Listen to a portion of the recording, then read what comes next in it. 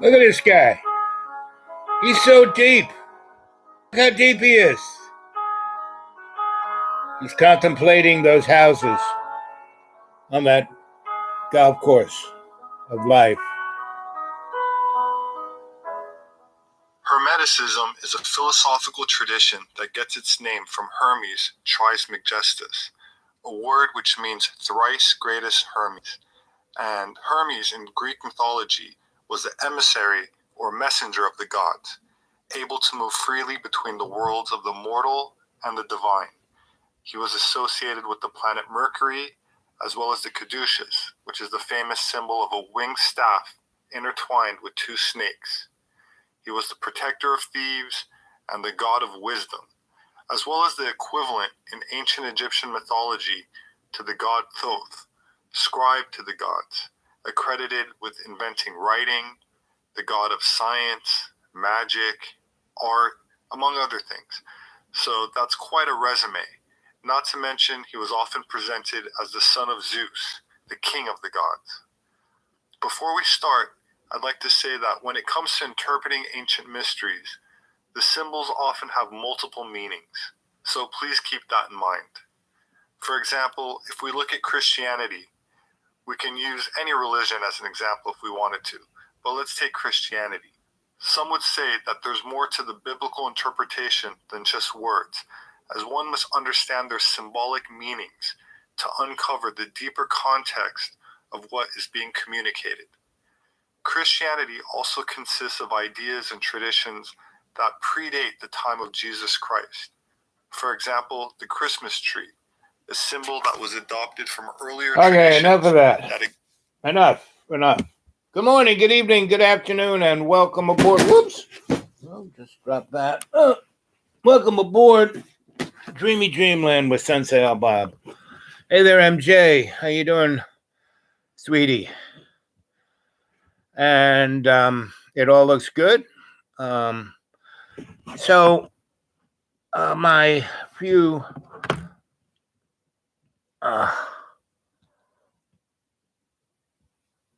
live chats of this last week, I've been tired is a word. Basically, we are now in a very interesting place, and the Chinese, the worst curse you can give anyone in Chinese is may you live in interesting times, and that's where we're at. And we are made to believe that we're at the top of the heap of the evolutionary structure, culturally, socially, religiously, economically, blah, blah, blah. Not really. We're basically mud puppets, right? Anyway, so we have to step up, right? And step forward, not step behind, not be lazy. Now, what's the difference between doing nothing and being lazy? Well, if you're doing nothing, but you're thinking, meditating, and contemplating and being conscious, well, then you're not lazy, and you're not, doing nothing. You're doing something, and that's the something I'm trying to illuminate here. Is something that y'all should be doing, because and basically, bottom line, back when Jack got whacked in '63, that was a culmination of a dynamic that started, around Albert Pike's time, and he was the guy who started the Illuminati, right? And the Scottish Rites, right? So, and he's just picking up from guys before him, and they're all basically go all the way back, all pre-Egyptian, pre-Mesopotamian, pre-Babylon, pre-Sumerian, all of those guys. You get to Lemuria, and you get to Atlantis. And what were those guys? Those guys were, folks who were immigrants, who were getting out of where they were. Because, see, our solar system, if you go watch George Lucas's film Star Wars, Tatooine, that's our solar system, 2 suns. We have 2 suns. One's Jupiter that didn't ignite, and back, in the 90s, or somewhere between the 90s and the early O's, they tried to ignite Jupiter, but didn't quite happen.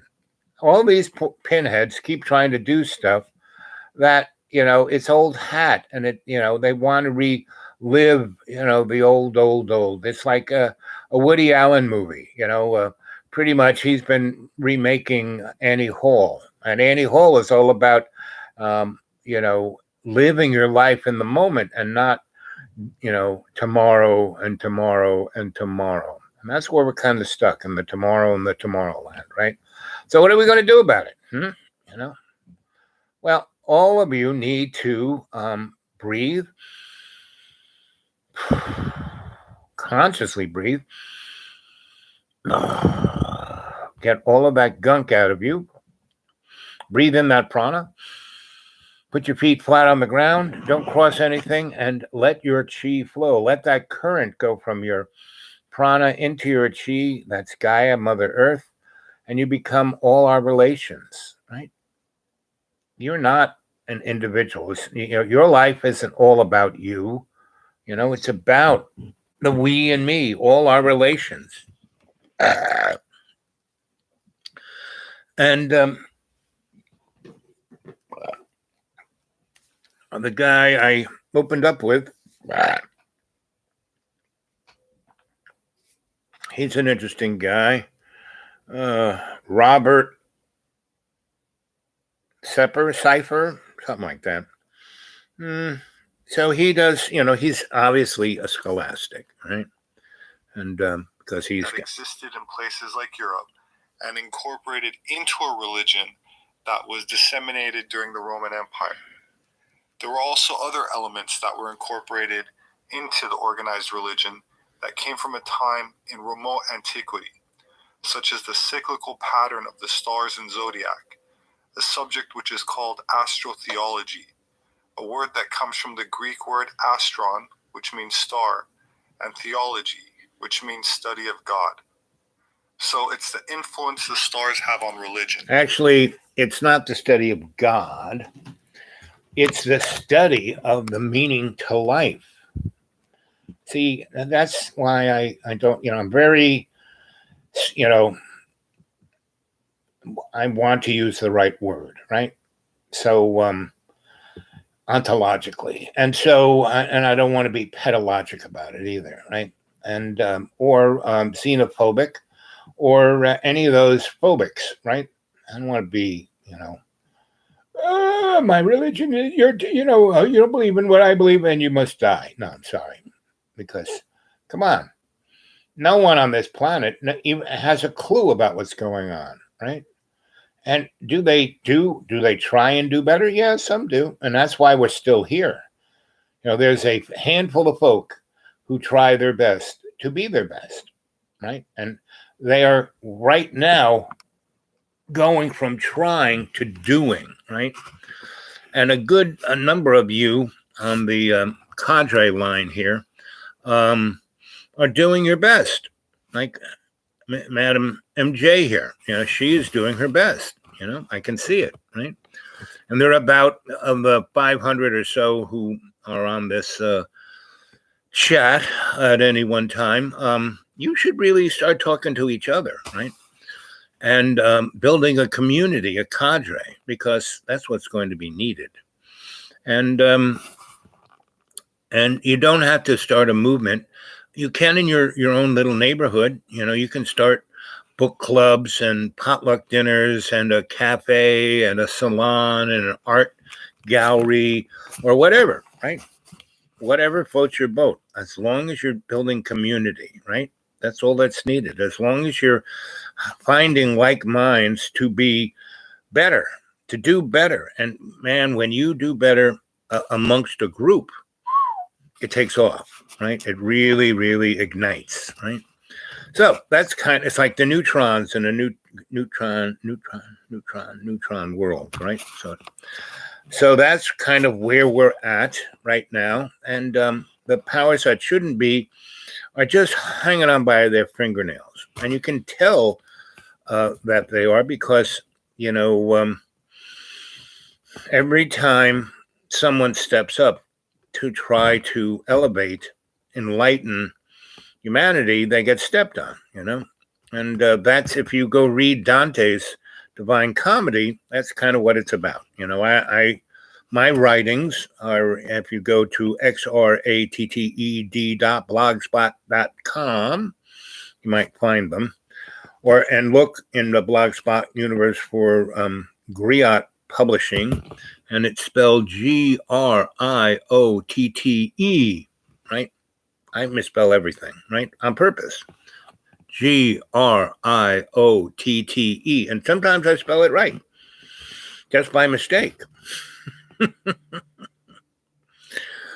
So, stop jacking off. I mean, jack off enough, but not, don't get carried away with it, And it's just a bodily function. It's not a religion, So, because you can stress your little box if you pull on it too much, and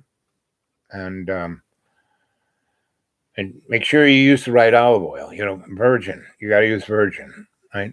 Get that slick vibration going. But I mean, that's such a, I don't want to say useless, but limited. That's the best word. That's not being in co-creation. No, it's just getting your rocks off because you're bored. But every now and then, it's not bad to express yourself that way, but not all the frigging time. Come on, right? Remember to drink enough water, because you are an ugly bag of water, or you might be cute bag of water, like MJ here. She's a cute bag of water, but but that comes from within. That cuteness, that beauty, that love and dynamic comes from within. And you don't think with your squirrel brain. You feel with your conscious self, and you think with your heart and your gut. Because, man, in your gut, you got about 1 billion little other brains in there that will give you a gut reaction, which is not a bad thing. Now, it's always good to think about it a little deeper than just, the hormones. But anyway, what else can we say? Oh, yes. Anyone wants to get a hold of me, it is thedudeawake42@gmail. And I look forward to everyone sending me a personal message that I can respond and give a little insight or pep talk. That's what I'm good for, good pep talk, especially if you give me something to think about. That's my usual better self. And anyone wants to throw something into PayPal, this is the time of, pretty much, I live on $400, so that goes quickly. My comes. My most affluent period is between the first day of the second week of the month to about now is when I run out. And so right about now until the first day of the second week of the month is when I'm really got nothing. Right, a buddy of mine who's one of my great buds, and we've gone through interesting times together. And he's a traveling man, that's for sure. I did all my traveling when I was younger. He's doing it now, but he's always been a traveling guy. So he runs across interesting people, and so he turned me on to one who wanted to drive around. And I have no money, so that guy was expecting me to pay for whatever, but no. My real, anybody who wants to go on a road trip, the value of me is all the people I know and my ability to manifest things happening on the bop, right? So that's where we are right now. And, I'm ready. My friends are coming back from, I've just been cleaning up the house. And I probably can stay here as long as I want, but more and more people are going to be in this place. It was nice when it was just me and the animals. But anyway. But so anybody wants me to come visit, hey, I'm there. Get a hold of me at the dudeawake42 at Gmail, right?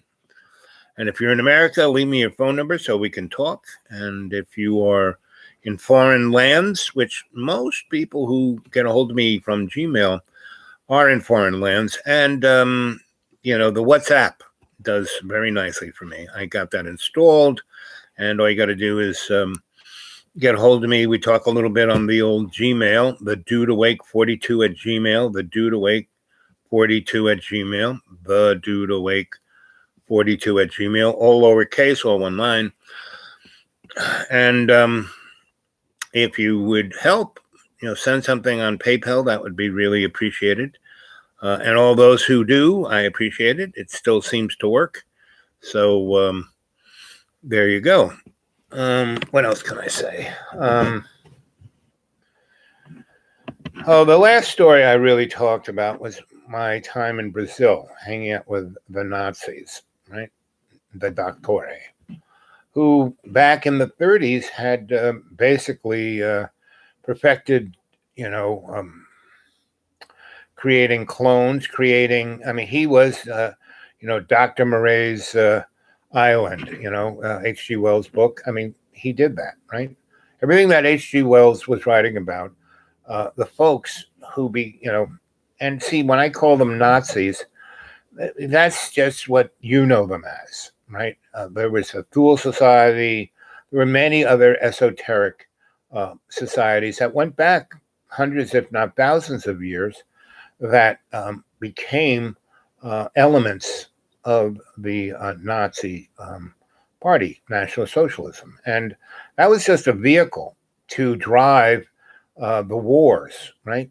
And those wars started back in the 1880s and went all through to the early O's. And then we had World War I. And we, in America, we had the Spanish-American War. And these are all transnational events, just like, the neocons, Georgie Porgy and Dickhead, Richard Cranium and Mr. Rummy and all et al. Basically, did what they did, basically 99, they started in 99, Georgie Porgy put Richard Cranium into to find a vice president, and Richard Cranium came back and said, "Oh, I'm the guy. I have more." I remember him saying this, gravitas. He's got more weight. Yeah, he does. Amazing, he's still alive. And how many children's hearts does it take to keep Georgie Porgy and Richard Cranium alive? Anyway, things are really weirder than you think. Just look at the peripheral. Look who is, our fearless leader. Jojo, the used car salesman, right? Who can't even, speak a speak, right? And and then when we had Donnie Chump, what I loved about Donnie Chump was that he lied so much he told the truth, and that's like. And, he was always going, that's fake news, And so all I had to do is look at Mr. Orwell's 1984, where that's all they had was fake news, So here we are. We are, go read, George Orwell's 1984 and Mr. What's his name, who wrote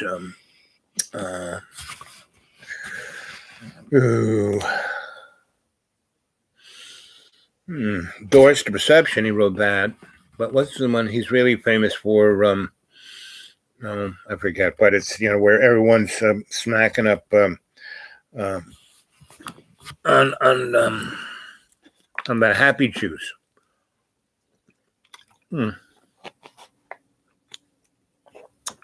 See, I basically leave holes in the story so you guys can fill them in.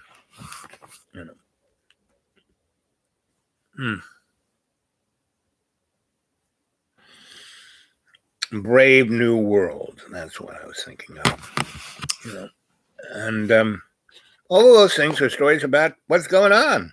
That's like what's in the future. H.G. Wells' Things to Come. Now that's a good book. But my favorite of H.G.'s is a book called The Outline of History.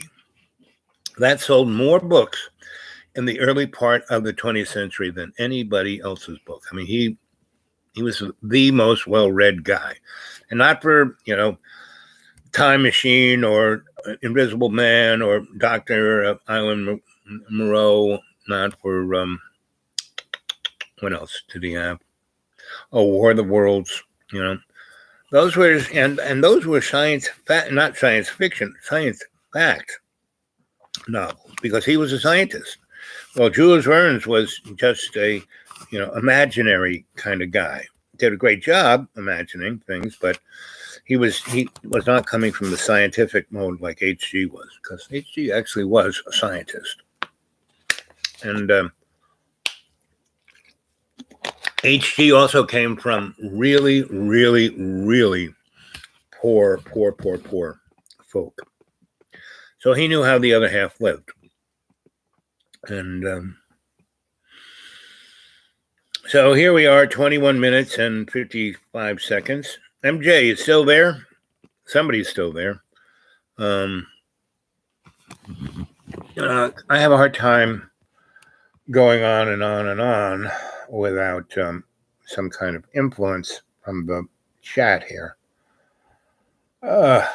So anyway, again, yes, you're still there. So far, what have I seen? Come on, bounce something back at me like a tennis court here from what I've just said, because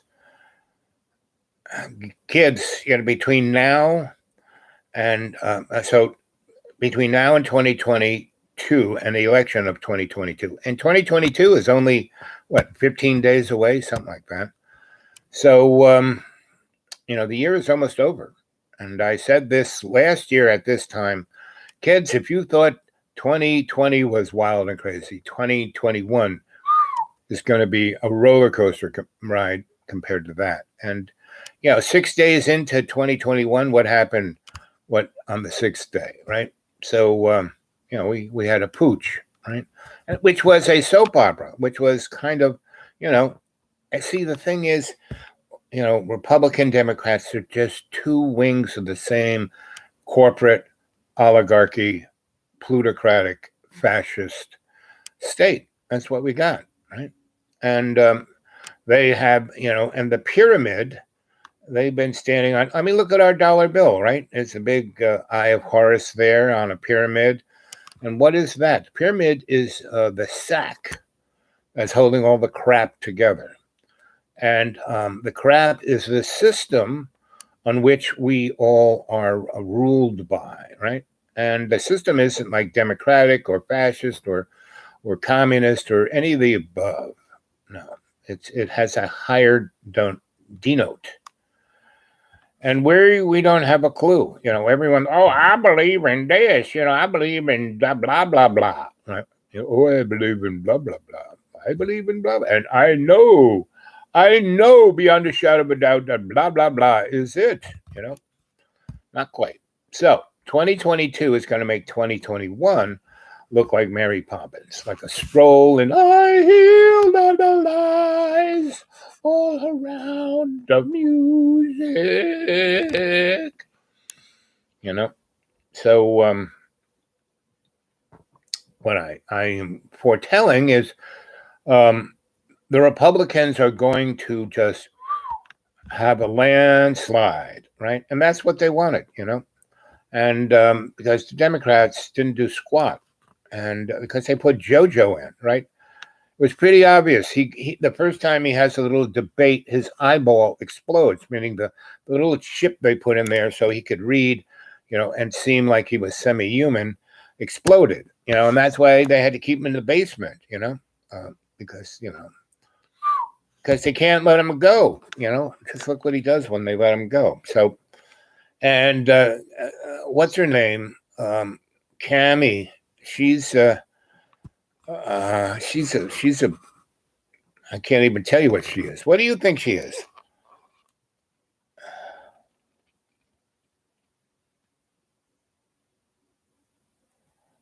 Prophets of today. Yes, that's the headline. So when the election occurs, the Senate and the Congress are going to be totally 100%. I mean, unbelievably, the largest landslide victory for the Republicans, right? And JoJo will still be there, right? And what the Republicans are going to do is vote in Donald J. Trump, as the Speaker of the House, because they can, because the Constitution is nowhere in there. It says that the Speaker has to be a member of Commerce, or a member of Congress. They are a member of Commerce, right? So he's going to be Speaker. So, oh man, is he ever going to be happy? Because he wanted to do a lick of work, and all he can like just go on and on and on. He won't even need Twitter, right? So, breaking news, and then someone like moron boy Wormy Worm, Mr. Beijing Mitch, is going to be president, or Midget Marco, or anybody kind of like that, right? Totally not even close to. And that guy who's the Democrat from West Virginia, they might even vote him in as a Republican president, because he is such a woohoo, So that's where we're going to be by 2024, right? And then the aliens are going to invade, right? The insectoids will come on and say, oh, we're going to eat, just let us eat half the microns as nano are particles. Yep, that's what they are. And that's usually the size of a virus, But don't take anything I say serious. This is all a joke, Hey, welcome to Dreamy Dreamland with Sensei Al-Bab. I am your griot, here to tell you a story with my friend here, MJ.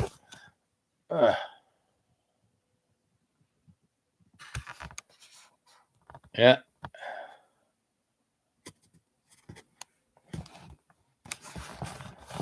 And MJ, darling, those she has sent me some really great I don't want to call them manifestos, but essays is the proper word, where she's discussing some deep observations she's had, right? And they're really great, and I really appreciate them. And what I'm telling you, MJ, is you need to put them in the juxtaposition of the artist in the first person, because that's what you are. You don't have to. I mean, I've wasted so much time myself trying to be, because I got paid to be a semi-scholastic. I mean, everyone knew that I was a scholar and not a scholastic, but all my writings were being, I was writing them for guys who would then take them, rearrange them, put them in the MLS structure, and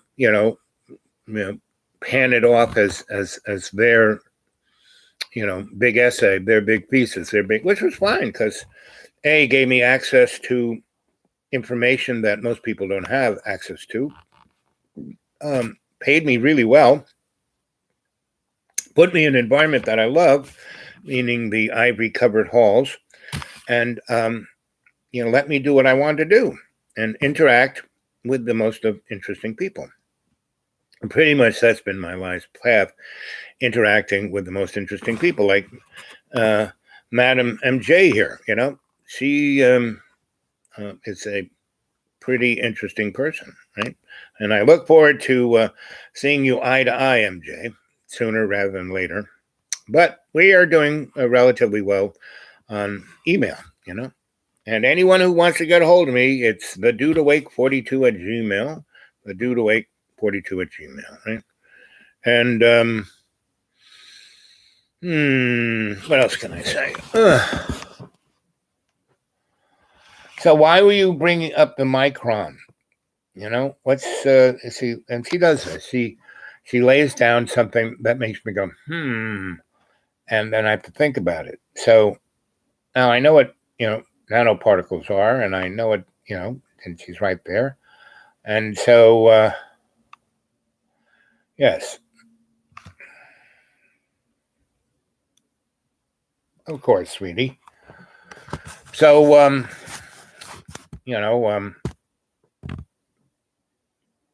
so that's what we need. We need to reach out to be the me and we, or the we and me. Everybody, it's not about you, it's the we and me. Everyone in your community, we as humans, that's our family. And it's not just Homo sapiens sapien, it's all our relations. Every winged, every feathered, every scaled, every skinned creature is our relations. And why, we're whacking off species faster than anybody else, but not as fast as that big asteroid that whacked us and killed everything, except for a few little things that were creeping around. And that's, I used to have this great little toy, the poor man's Etch-a-Sketch, piece of cardboard with a piece of plastic filament over it, and you had a stick that you could draw, and you could draw a picture on it, and the pushing down on the cardboard of the plastic, bingo, you could see the picture, and then you lifted the plastic up, and the picture went away. Poor man's Etch-a-Sketch. And consciousness is cosmic, and what would you call the next? If it's not cosmic, it is. Oh, there's a term for it. When it means it's like Newtonian physics in the moment. There's a term for that. And so, and that's why energy is a wave and a particle, because it's there at the same time. We experience things that are hundreds of light years away, millions of light years away, and we experience them, boom, right now, right? We don't have to wait for the light to get here or the radio wave to get here. And there's been a lot of research on that back in the day, in 68, 69, when I was at Duke with the entity called the SEAL Corporation out of Stanford. That was making super soldiers, and half of the doctoral staff there were Nazis. Do you believe that we as a humanity will figure out our truth? Of course, but see, it's a work in progress. It's not like bingo, you open up the Christmas box and, oh, look, there it is, everything, soup to nuts. No, it's, what we, that guy that I started off with, Mr. Scholastic, this guy who's telling us this story that we're supposed to believe is true. Most people are aware that December 25th was probably not the real birthday of Jesus, as few in the first 2 centuries of Christianity claimed any knowledge of his exact day or year of birth. And the date Well, he's even a white guy. Come on, he wasn't a white guy. He was born in Africa. The day of the year, after 3 days, starts its yearly cycle over again, and the days begin getting slightly longer until the summer solstice, or longest day of the year. The point that I want to make with this is that just because this is the case does not mean that there are no other esoteric layers of meaning to be uncovered within the symbology. It's an oversimplification to claim that. And you don't need somebody scholarly. Esoteric means hidden knowledge, right? And usually there's some librarian, holding the book. But all you got to do is go into your Akashic record, gang. Breathe in the prana. Don't cross anything. Ground yourself in your chi. Have that flow. Have it illuminate that prana that has the photonic light. There are no shadows, and you basically illuminate your imaginary mirror that's behind your eyelids, where you have dream sleep, where you have REM sleep, rapid eye movement, right? Pascal Lamb means spring birth, right? Maybe a Virgo. Yeah, well, Jesus was always right, so yeah, I wouldn't put it past that he was a Virgo. Yep, winter solstice. Yep, coming up. After the 21st, the days start getting longer.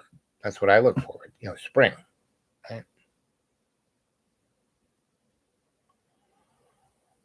Photonic is quantum, exactamundo. That's why there are no shadows. Right? It's not a wave.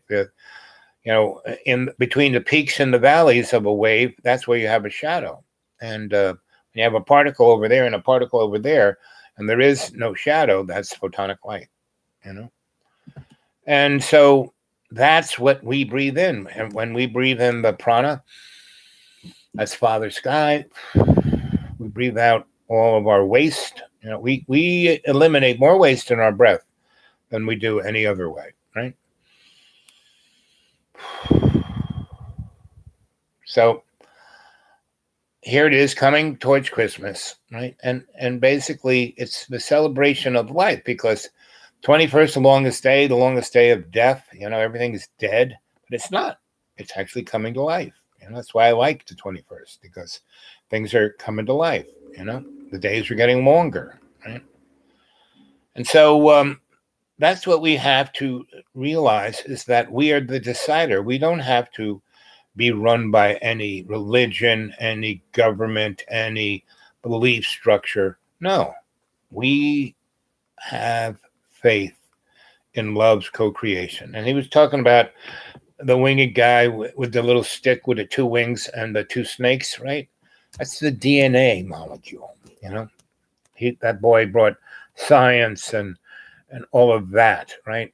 And everyone basically thinks he's the devil, but he's not. He's the light, Prometheus. He's the light bringer. And all of the Greek and then the Roman, but going back, Mesopotamian, Syrian, Egyptian, you name it, they all have the same gods, and they all have a hierarchy, and that's what it is. So what we think is God is just on the rung of the ladder of the hierarchy of the, the force of that's moving things along, right? And what you are here to do is to be the decider, to co-create with love, because only with love, everything else is an illusion. If you do, the only way you can truly bring into corporeal, into consciousness, is with love, right? And that's why sex has that nice little warmness about it. Otherwise it's just a biological thing. That's like I'm saying, don't jack off so much. Otherwise you pull your dick off or turn your clitoris into spaghetti, And that's a very Catholic motif. Roman Catholic, just like when Jeb hit the oil, Texas tea, Photonic light is quantum. Yep, absolutely. So the nicest thing about intimacy is being sweet, just kind of rubbing and caressing and cooing and purring. That's the part of intimacy I like, and then sharing and caring, doing things for others, because what gets me off is that I see people happy, that the act that I did made them happy. That's why I read everyone's palm, because it actually, heightens their vibration, makes them happy, gives them something more positive to think about than the crap that's on television or in the media, That's why I have nothing to do with social media. The closest I come to social media is YouTube here, right? And I don't think, emails are considered social media, right? It's just it's email, electronic mail, right? But this goes out to everybody on the internet, billions and zillions of people can watch, and what's a number of people have said to me that I'm doing a good job because so few folk are watching this, right? Meaning they have put me on, I am on the bottom of the totem pole, which is the best place to be. That's the most honorable place to be. Love is a harmony God loves from John. Yep. And as our scholastic buddy said, the Bible is deep. Is not just a owner's manual, right? Because everything we're told is a lie, basically. I mean, literally everything told in the material world is an ego lie. Everything. If you do not feel it in your heart to be good, and good and bad are irrelevant subjective terms, When you feel love, that should be the cornerstone of how you navigate yourself.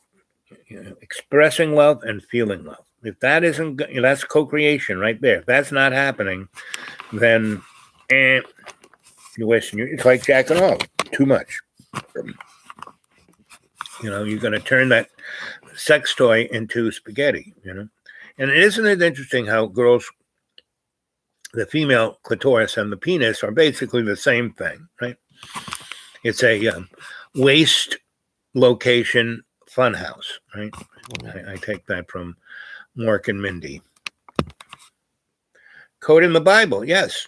Everything has a code, And why is the Old Testament, why is the Torah in a roll and they roll it out on a big altar and they read it with the pointer? Because every letter in the Hebrew alphabet is a number, and those numbers make algorithms that they put into, the Ark of the Covenant. And out pops, the action of the eternal, right? And so that's that's, what the Jewish Kabbalah was. Why my rabbi, you'll need to be a rabbi. You can read Greek. You can read Latin. You can read all these, Hebrew. I mean, I've never met anyone, well, that was when I was younger. Today, not so good. I can barely see anything, You guys have to see, MJ, you're so sweet to capitalize everything because I can read that. When it's in this lowercase, can't read it. Even with my glasses, I can't read it. How to decode the Bible? Well, how to decode the Bible? First of all, you read the whole thing. You don't read, so many people, I just want to read the New Testament because it tells me that I'm loved by Jesus no matter what I do. All I have to do is I can, be the worst person and then just get born again and then I'm just a clean slate and, it's all good. It's all transactional. Woo-wee. And that voice isn't a female voice or even a male voice. It's a,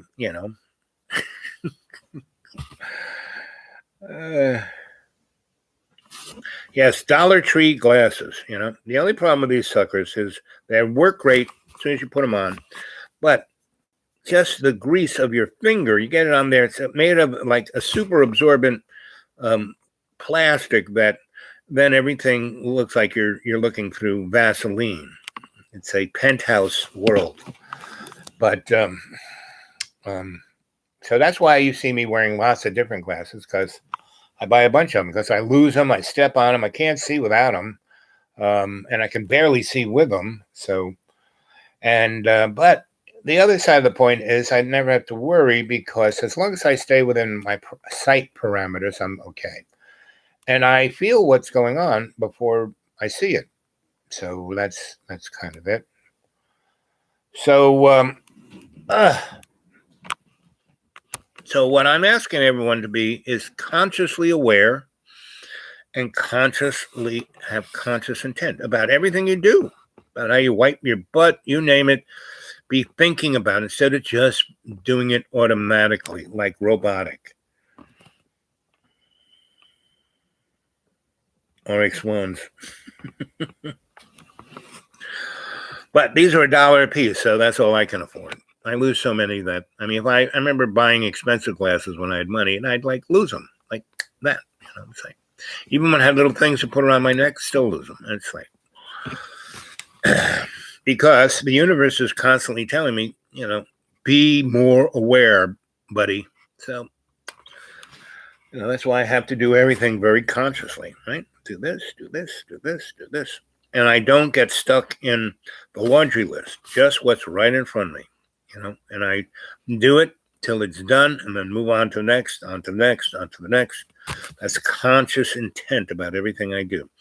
Now, I used to be, consciously intent 40% of the time and a moron 60% of the time. 50 years have passed since then. And now I am, 60% of the time consciously aware and 40% of the time a moron. But quickly, it's like 62% aware and 38% a moron. So, as long as you keep doing better, it's okay. You're not perfect, neither am I. So I do my best. That's it. All you got to do. It works out, honestly, Most people in my position would be freaking out right now. Oh, I have no money. How am I going to pay my bills? Blah, blah, blah. I'm so sick. Blah, blah, blah. Well, you will, what is disease? It's a lack of ease, right? That's what it is. Consciousness is awareness of here, now, intent slows down the hyper to flow in the better space. Yes, right. If you just, you can go with the flow. That's going in the hyperspace thing. But you still need a conscious intent. You don't have to, write everything down. Stick yourself with a list or any of those other anal retentive things. But you do need to have an intent. What you want, what direction you want to go in. What's the momentary outcome you're looking for, right? That's, conscious intent. And if you're conscious aware, you got that 360 going on 3 blocks away, then you can't nothing will get in your grill. You'll feel it coming and you'll go the other way, or you'll be prepared to deal with it.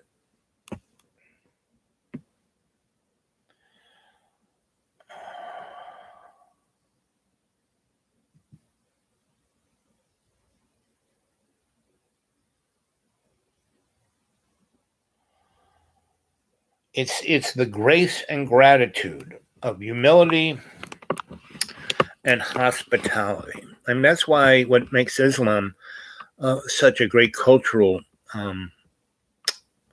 foundation is that they are basically Jesus on steroids. I mean, you look at the Quran, they think Jesus is the best thing since sliced bread. They just don't like to call him the Son of God, because we basically all are, right? When you are conscious of all our relations and your connection through love's co-creation, then, that's what, and Jesus was just trying to show us, hey, I'm an example. I'm not the end of the line. Just, if you can do your best at, hold on. I'll be right back. Oi.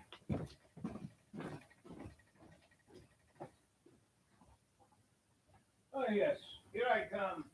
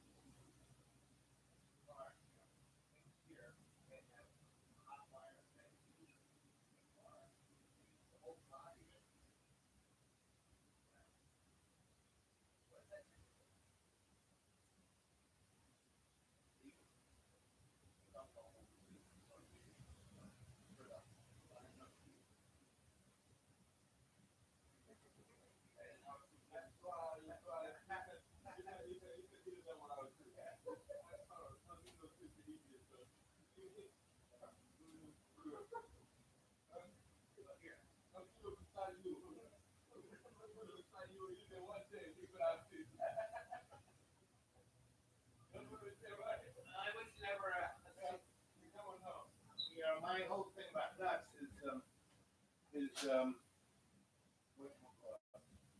like peanut butter. I like almond butter. I love cashew butter. I already know. Anyway, so you're back.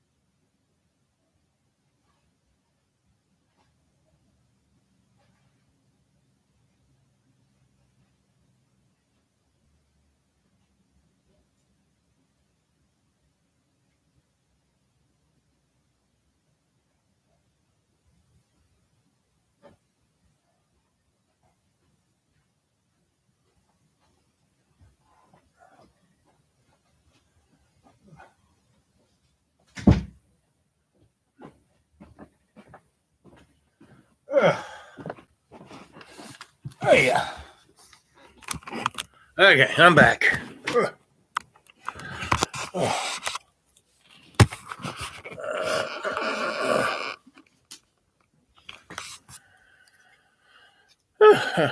Let's see.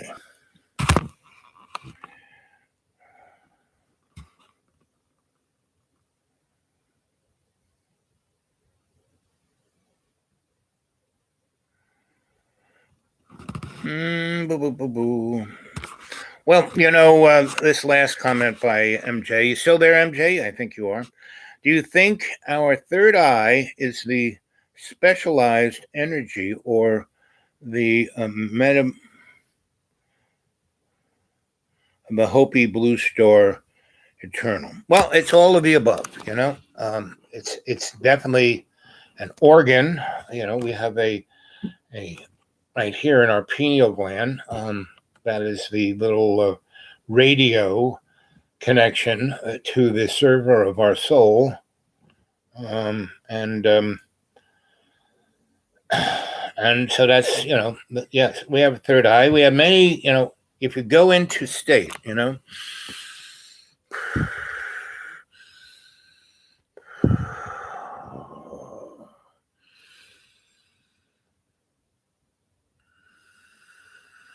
you're right there. You're standing in front of your illuminated mirror, your imaginary mirror where you have REM sleep, and you walk through that prana light into your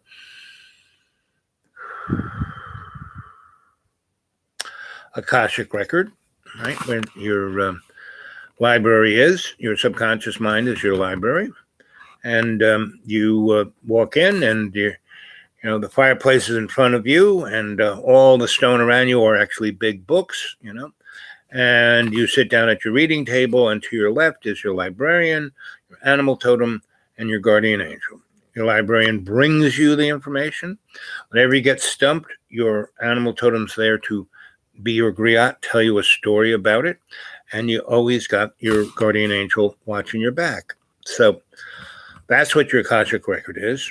And you go in there and you open up the book, and there's two big blank pages. You put your right hand on the right page, left hand on the left page. You lean in and you evacuate all of the negativity in your body, all the angst, all the people cutting you off, driving, taking your parking place, saying nasty things to you, blah, blah, blah.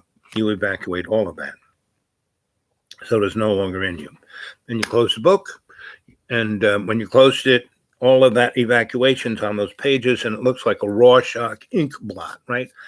You put the book back together, you open it up. Now it's a big screen with 28 little screens all the way around. And the big screen gives you the big picture, and the 28 little screens give you the 28 dimensions. See, we think we live in 3 dimensions, and not really. It's not just height, width, depth, and time. That's those. And time has just been added by Einstein, and that physics was a interesting little, when you're dealing with the small of the small of the Newtonian world, Einstein physics works. When you start to get into other dimensions, not so much. And we are multidimensional creatures. We live on lots of other dimensions. Right? We're experiencing other dimensions all the time, but we are so corralled by our avatar, our bag of water, and that we think, we're not conscious, but we think with the squirrel cage of our Rolodex mind, that's not consciousness. Thinking is not, it's just like twirling through the Rolodex, right? And so we live on many dimensions. So, and that's the beauty of looking at and so if you want on the big screen, right? Okay, you're looking at the big screen, you're looking at what you just evacuated. Oh, I shouldn't have gotten upset about that. This happened and that happened. Oh, I won't do that again. And oh, when I see this coming, I'm just getting out of the way.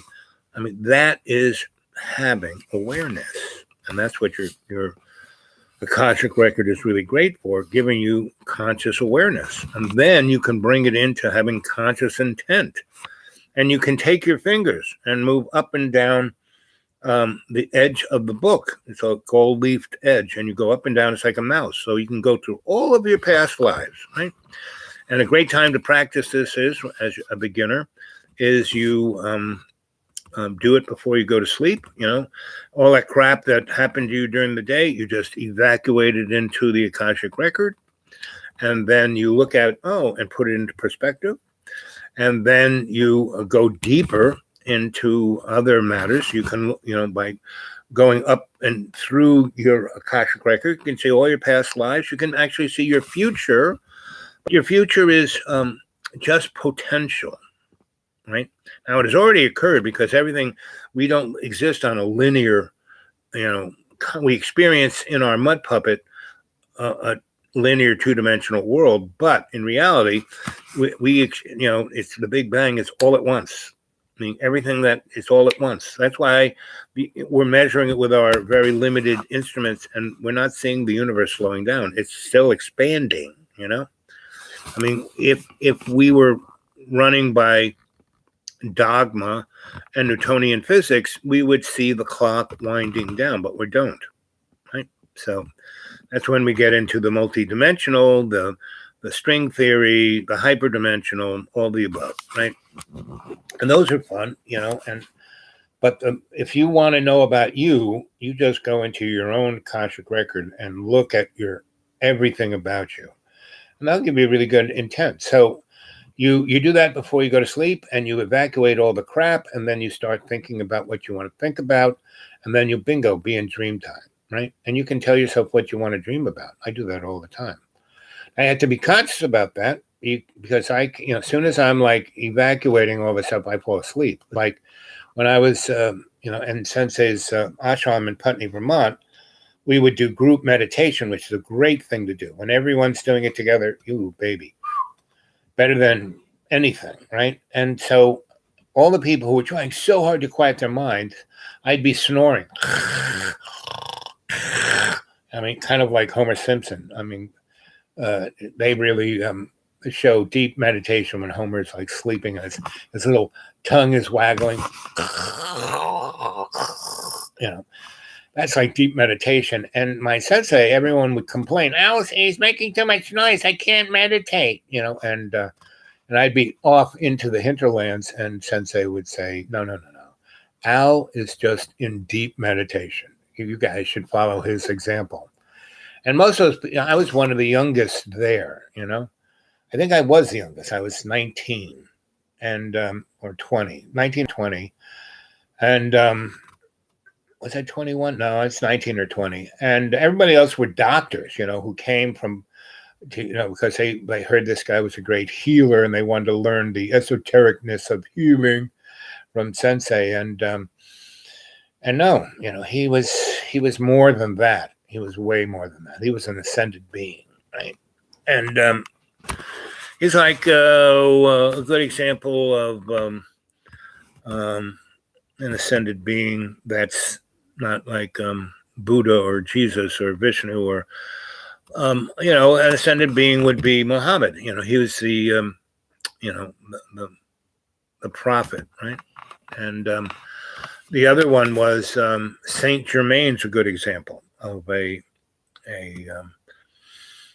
elevated, and all those other saints, they, the guy who talked to all the animals, the Dr. Doolittle of the Roman Catholics. I liked him a lot. Gosh, let's see. No, basically, the sleeping prophet. Yes, Edgar Casey. No, it's something that's there in all of us. It doesn't have to be discovered. It just has to be, the dirt has to be cleaned off the windows. Saint Francis, thank you. Yeah, and so his writings are I really like his works, and there was about 20 of the seances on the saint level St. Francis. I mean, they just were touched. They could see, and they were working from the world view, of of Jesus. Now, they weren't working from the worldview of the Holy Roman Empire, which is who they had to deal with politically, economically. But and that was a scam, And me, I kind of let myself be. I am the servant to love's co-creation, right? And that's what I'm here to do. Now, I can be a pinhead, 40 to 50% of the time. So I'm not always conscious of what I need to do. But since I'm at least, 50 to 62% of the time conscious aware, I'm always being, kind of informed, right? So I don't know. MJ, now every time I sign off, I see there's like 15, 20 other people who are watching. So it's not even up to the little counter on the thing. Is there a way that you guys communicate with each other without doing it on the chat? So anyway,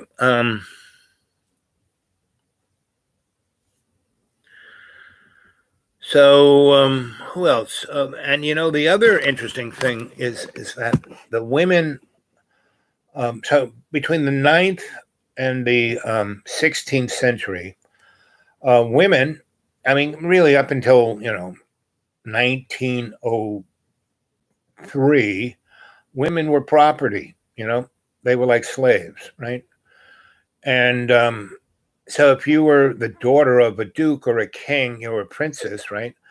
They educated you really well because, the thing that you had to offer to, and that's what marriage was a transactional thing between another duchy or another country and you, is that your daughter was smart. She could speak 8 languages. She could be the diplomat. You could send her off to talk to your enemy, and they, especially during the chivalry times, they wouldn't rape and kill her, right? They would honor her chastity, and she would be a good faith diplomat, right? So between the 9th and 16th century, women were the best educated of the species, right? And a number of queens that popped up did pretty amazingly well. Elizabeth, Anne, Alexandria, Catherine. There were a bunch of really amazing women in history. So, and a French girl who wore the armor, and kicked ass for Jesus. And so, don't believe a word history tells you, because it's his story, right? But there are some great theologians that were women and had to write under men's names too, right? So, and my favorite authors are women. Mary Shelley is she's my top 3 favorite authors. Madame Curie is one of my top 3 scientists. I mean, she discovered radiation. And if I used to work at the patent library in New York, and in Washington D.C. They got one in New York too. So I went through that thanks to Ralph Nader. I was one of Ralphie's boys, and I got that gig then as a young lad, right, one summer. And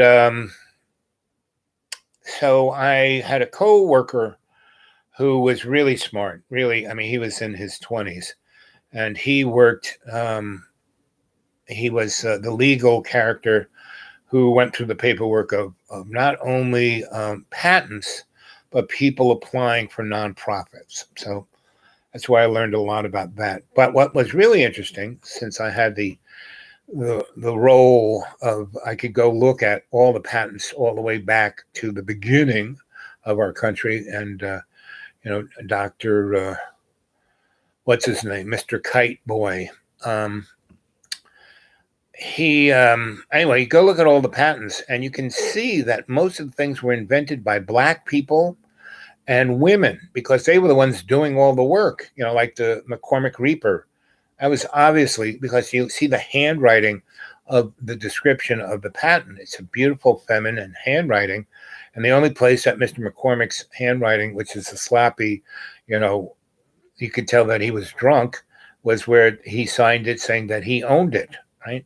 Very, very, very much like Thomas Alva Edison, right? He didn't invent anything. He just, Benjamin Franklin. Thank you, darling.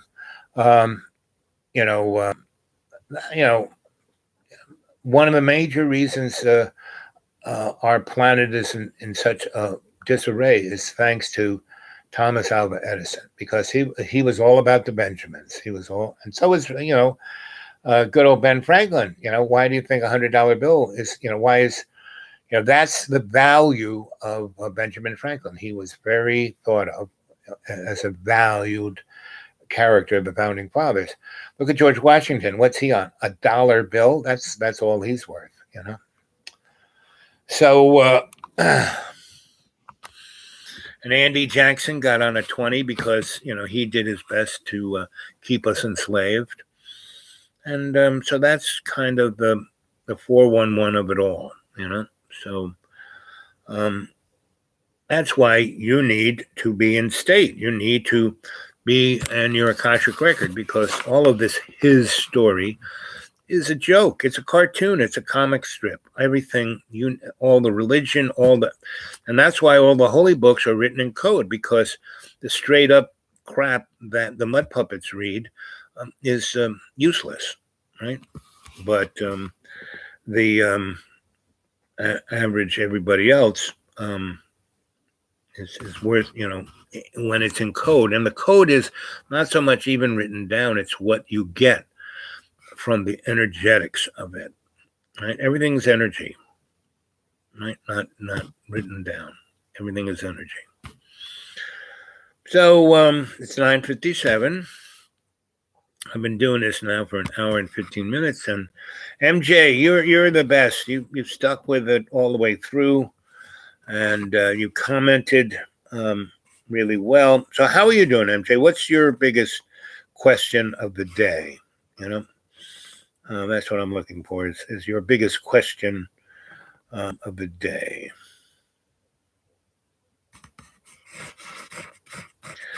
And the Vedas, the Hindus, all of the people who wrote the holy books were on the beam. But that folk who came back after them and then, put them into a codified religion, they were just looking at a business plan. They were looking at a scam, right? So that's what the pyramid is. Pyramid is a pyramid scam. It puts all of the mechanisms of the organization under one roof, a pyramid.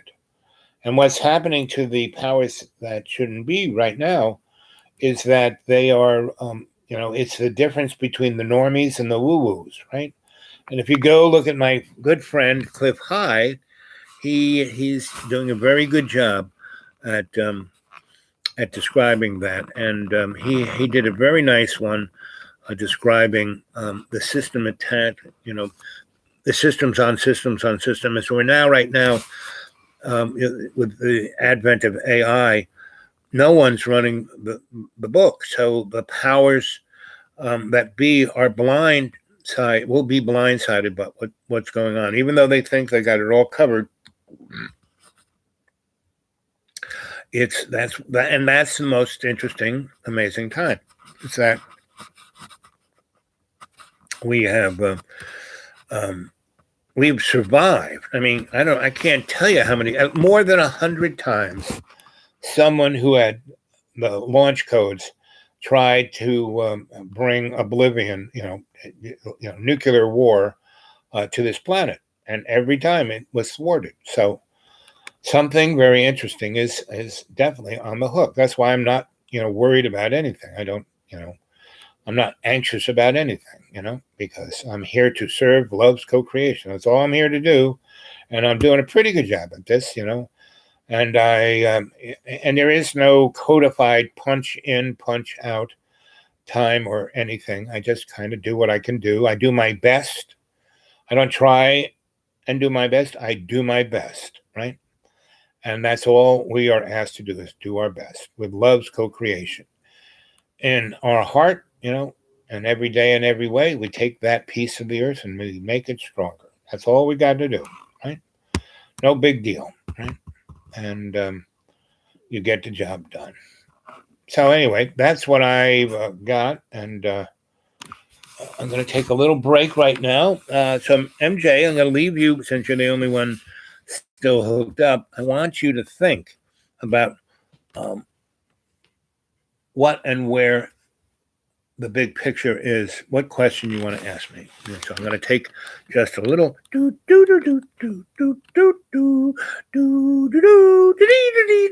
Yeah, so you go figure that out.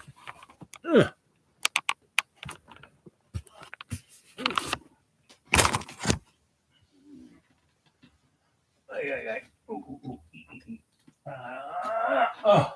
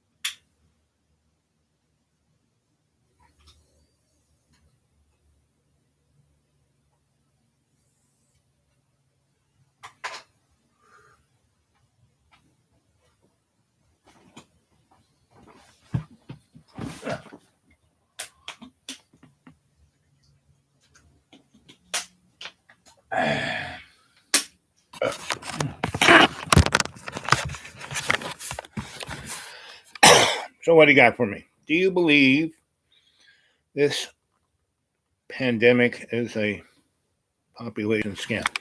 Well, there's many people doing many things with this thing, right? So I, not being a virologist or a medical doctor, can give you any real medical dynamics, but I do read people very well. So all the people who are the quote unquote experts, the Fauci boy and all the other morons, they all have, obviously, energetically, I can tell you, they all have agendas. I don't know what they are, but they all have agendas. And when what's that good little term? Follow the money, right? And you look at people like Billy G, Microboy. He's definitely involved somehow, somewhere, and a whole bunch of others. The United States has been a eugenics center for at least 150 years. And you start off with good old Chris Columbus. He doesn't really get on to North America. Hispaniola, which is Haiti. He basically lands there, and there were 6 million indigenous people there, first peoples there, and he got rid of them within 6 years. That was 1 million people a year, and he took 2 years off, so he killed about 6 million folk in 4 years. Now that's, you talk about eugenics. I mean, and basically it was biological warfare, meaning he brought over such pestilence from Europe that wiped a good chunk of those people out pretty quickly. But they shot a lot of them, set them on fire. They did a very crass version of eugenics, right? But that was the beginning, at least here in North America. And I hate using those terms because they are so xenophobic and racist, right? And people, oh, you're canceling our culture. Yeah, well, not really. I'm, just going straight up what it's at, right? So, first of all, do you believe? I don't believe in anything, MJ. I just have faith in love's co-creation. So everything else is an illusion. And so to get hung up in the illusion, you're going to be brought the wrong way every time. You're going to be disrupted, distracted, and taken away from who and what you really are, right? So to get caught up, like that girl, Stop the Crime. She's in California. Deborah or Diane. I mean, she's like a dog with a bone. She really hates Mr. Rothschild. But I don't hate him, but he definitely has. He backed, basically. He put Bill Clinton in power, and then Bill Clinton did more damage to America. The two most damaging presidents of the United States in the 20th century was good old Woodrow Wilson and good old Bill Clinton. And they did more to destroy the noble fabric of what people want, who were trying to follow the love's co-creation path. They definitely went at it with tooth and nail. Woodrow definitely brought on the guys who brought us the Federal Reserve, which is not federal. Federal Express has more to do with the federal government than Federal Reserve. Even the guys, even though they print our money and set our rates, they are privately stock-held corporations. So smell the coffee, see the roses. It's what it is. So that's why I don't believe in any of this crap. Because it's the delusion of separation of love's co-creation, right? So I don't go there. Now, I understand why you do. I know the history. I've studied. I've been around it. I worked for all these guys. I worked for the CFR. They are the central core of all of this, of the last 100 and so years.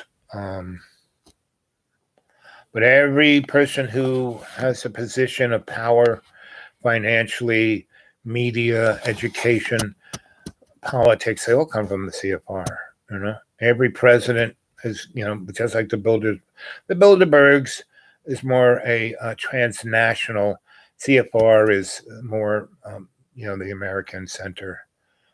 And Deborah Tavares, that's the girl. Yeah. So what do you think of Debbie? I love her. She just, like I said, she's a dog with a bone.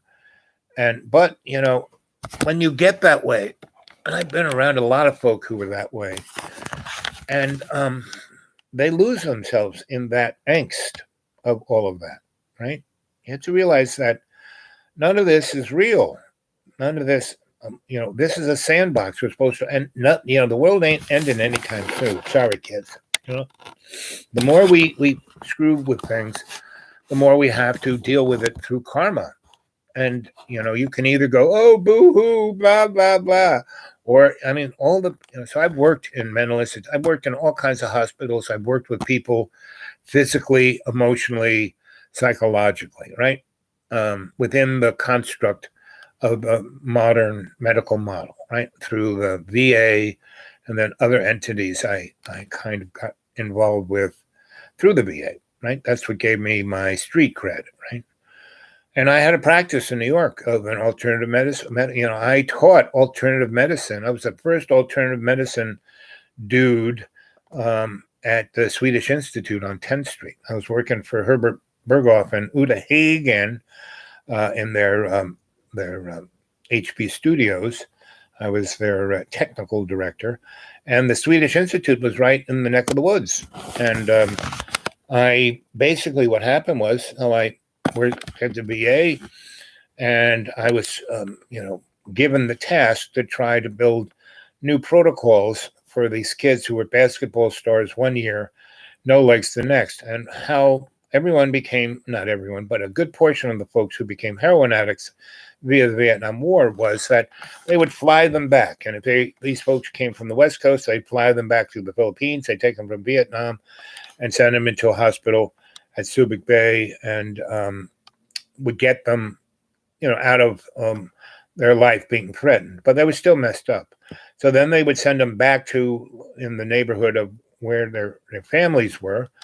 And when they would fly them on these big, 12, 18-hour flights, they would put them, like swaddle them so they couldn't move, put them on a gurney or a stretcher, and then put them on an IV of morphine. And so by the time they arrived home, they were heroin addicts, right? And they would just keep them sedated with morphine for a good, 12 to 20 days. And then they would be home, and they would kind of get them out, and they would be on junk. And they would give them, that. And also methadone was the drug of choice of the federal government, because it was invented by the Nazis. It was called aldolphamine because they did not have enough sick puppies to run all those death camps and do all the other really terrible things they were doing. So they had to invent a drug that wouldn't get you stoned, but would addict you for the rest of eternity. See, morphine, you can get off of morphine. Heroin, you can get off of heroin, right? Oxycontin, you can get off of, but not methadone. It gets into a receptor in your brain, and that's it. It's there for good. And your body craves it, right? And so you either have to become a Zen priest and get away from it. But that's the only way to go above your sense. If you're stuck in your senses, and you get addicted to methadone. Anyway, and so they want to get rid of these people. So now what they're doing, because you could be a heroin addict forever, methadone addict too, but they're now, all of the drugs are coming from China / the cartels, and they're cutting it with fentanyl. And that stuff will kill you like that. You could OD, go totally sloppy on morphine and not die, and last for 20 years, 100, it would almost embalm you, right? I work with a lot of junkies that have been junkies 20, 30, 40 years, and I could get them dried out, but that hole that was missing, they couldn't replace it with something else. That was the problem. Let's see. Planned cyber attack next. Yep.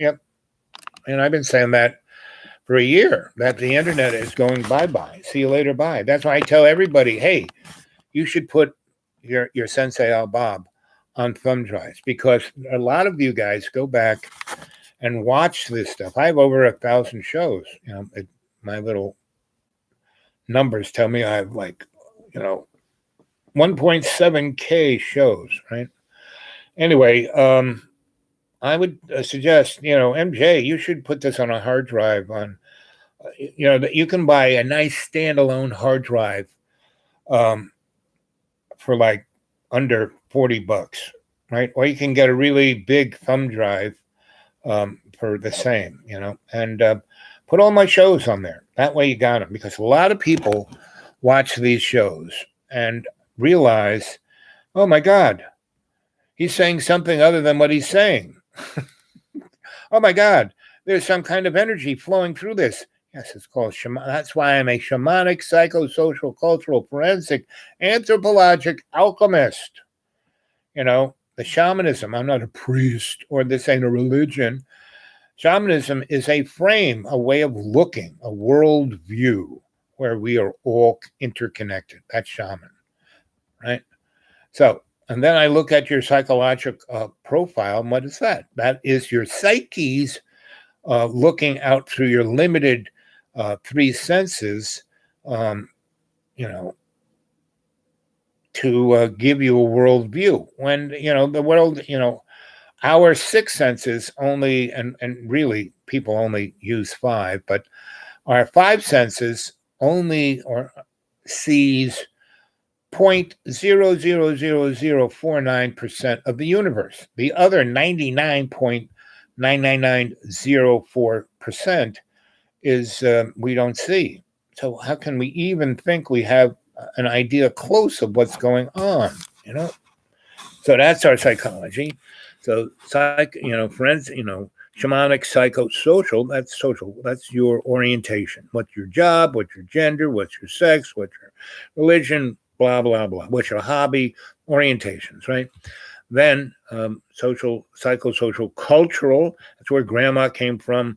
What, what holidays you celebrate? What foods do you eat? Cultural, right? What music you listen to? Cultural, right? Psychosocial, cultural, forensic. Take it apart. See, look at every part, every which way, and look at every string of the tapestry. See it clearly. Psychosocial, cultural, forensic, anthropologic. Now, anthropology was a discipline. All the ologies were disciplines by white men to prove that white men were superior, right? And as Freud said, sometimes a cigar is only a cigar. So, but it is, if you ontologically look at anthropology, it is supposed to you're supposed to be wearing the grass skirt when you're looking at, you're supposed to suppress your disbelief, right? Suspend your cultural xenophobia. To be a good anthropologist, that's what you got to do. And so, where is alchemy fit into this? Well, alchemy is turning base metals into gold. Well, this little bag of water here is, all it is H2O with a bunch of choice minerals in there. And so by doing better and better, in every day and every way, taking the piece of the earth and making it stronger through love's co-creation, by doing that, you're turning into gold. Okay? Interesting about methadone. Quite on being made Schedule 1 drug. Yep. So, basically, the war on drugs was, whenever your government is, and again, good old Mr. 1984, Orwell, newspeak, right? So when they said no child left behind, we're going to spend all our money making sure no child left, well, that meant they were going to make sure that every child was left behind, way behind the eight ball, that's for sure. We have the dumbest generation of kids, and they're not dumb. They're really smart. They're like, what's the guy who wrote Welcome to the Monkey House, Slaughterhouse 5 or 9 or whatever that guy's name was. He wrote, I think it was, Welcome to Monkey House, where they had the handicap general, where if you were really beautiful, they made you wear a bag over your head. If you were really strong, they tied weights to you. So everyone had to be handicapped to the lowest common denominator. And that's what we got today. Because you see anybody who's, really any little kid who shows any promise, he's either taken away and that's what all those kids who were the poster boys, the Jobses, the moron Facebook, Mr. Elon, stupid Musk. Musk, some reporter asked him, so why did you name your car company Tesla? He didn't know who Tesla was. It was like one of those questions. The guy was all ready for this. He said, oh, Tesla, somebody told me I should name, well, why did they call it Tesla? Because the motors they use are synchronous AC motors. Because once they get rolling, they take no current to run. Kurt Vonnegut, thank you, darling. So, So Musk is a moron. And someone asked him, so between Tesla and Edison, which do you like? He said, well, Edison, because he made so much money. He had so much power and control. And, Elon went into SpaceX. Nobody, he didn't do any of this stuff. He didn't invent nothing. He is told what to do. He is a poster child. All of the Silicon kids are, Mr. Google, Mr. Facebook, all of those, they all went to the same school. They were found to be, malleable. Just like I mean, for the first 20 years of my life, I had an education that, was beyond what most royalty had, because I was looked as a commodity. They were investing heavily into Al Bob because this kid's going to be good for us, and I am, even though I don't do anything that they wanted me or they thought they wanted me to do. Wasn't until the real smart ones of them said, no, we let Al do what he does because in the end he will save our bacon, and in the end I will. And that's, be nice to. Now, I did have a lot of financial and everything kind of support you could have until I was, 60, how old? Somewhere between 58 and 62. Let's see, 14 when I died. So that's 64. So at 64, I died, and I had to give up all of that and simplify my life, really simplify my life, right? To the point where I live on $400 a month, and I live like a millionaire on $400 a month, and that's okay. But guys, and I know that I'm constantly watched by the powers that shouldn't be for any little pearls of wisdom. And the bottom line is, guys, you need to hire me back and just give me a nice, what do they call it? Expense department, expense roll, expense. Just give me a card and let me, so I don't always have to. But I mean, it's okay. I always make it. I always get what I need. Nothing. It's not a problem. But it'd be more interesting because this guy we were going to do this road trip across the country, and I don't need to be going with a psychopath or a sociopath. I don't need that. Someone like MJ would be nice. And that we'd have an expense account. That's what the word I was looking for. And that we would travel around and we could start up a nonprofit. You love nonprofits. We did do this thing called the Traveling Video Art Circus. Every college has a student activity fund that they have to spend every freaking semester. And towards the end, they're getting when I was at Duke and hanging out at Chapel Hill, and spring came, I guess it was go Google Joe College weekend at, let's see, I can do that right here. Let's see what Mr. Google says.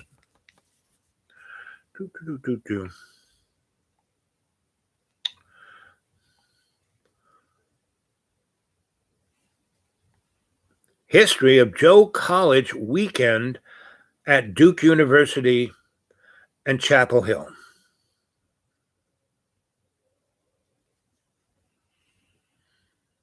Family weekend at Duke. No, that's not it.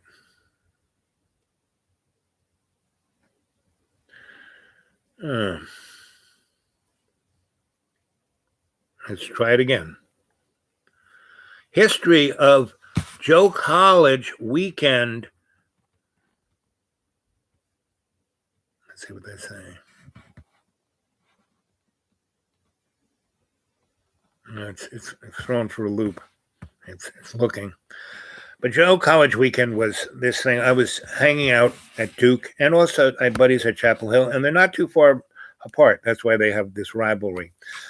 And it was spring break, and a bunch of my buddies were staying on campus. And one of my buddies,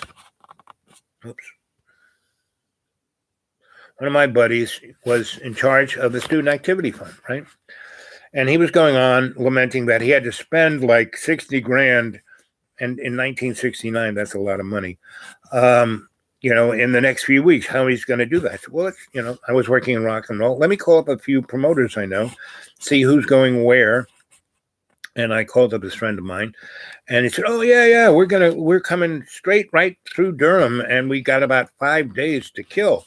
I said, "Well, why don't you? The kids are gone, and why don't you just come bring the whole circus, and we'll set it up." And we did, right between Chapel Hill and Duke, and it was either in one of those two campuses, and they stayed in all these sororities and fraternity houses. And it just was one gigantic party for like 6 days. And the band was Grateful Dead, Allman Brothers,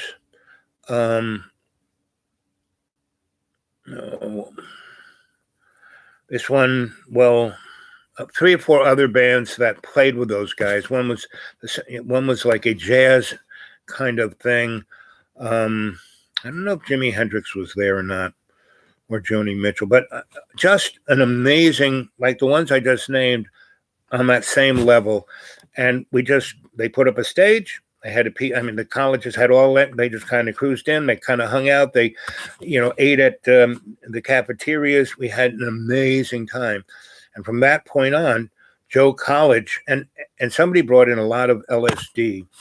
And there was about 20,000 young people there for this event, and it went for 5 days, and people were sleeping every which way, and people were so whacked on LSD and THC that it was just one gigantic love-in. Everybody, no one had a bad trip. Everyone was having sex. 20,000 people having sex, like on the street, on the park bench, you name it, it was being done there. The police kind of, highway patrol and the police were like, and half of them took their clothes off and joined, and the other half ran away. So, and this is how they're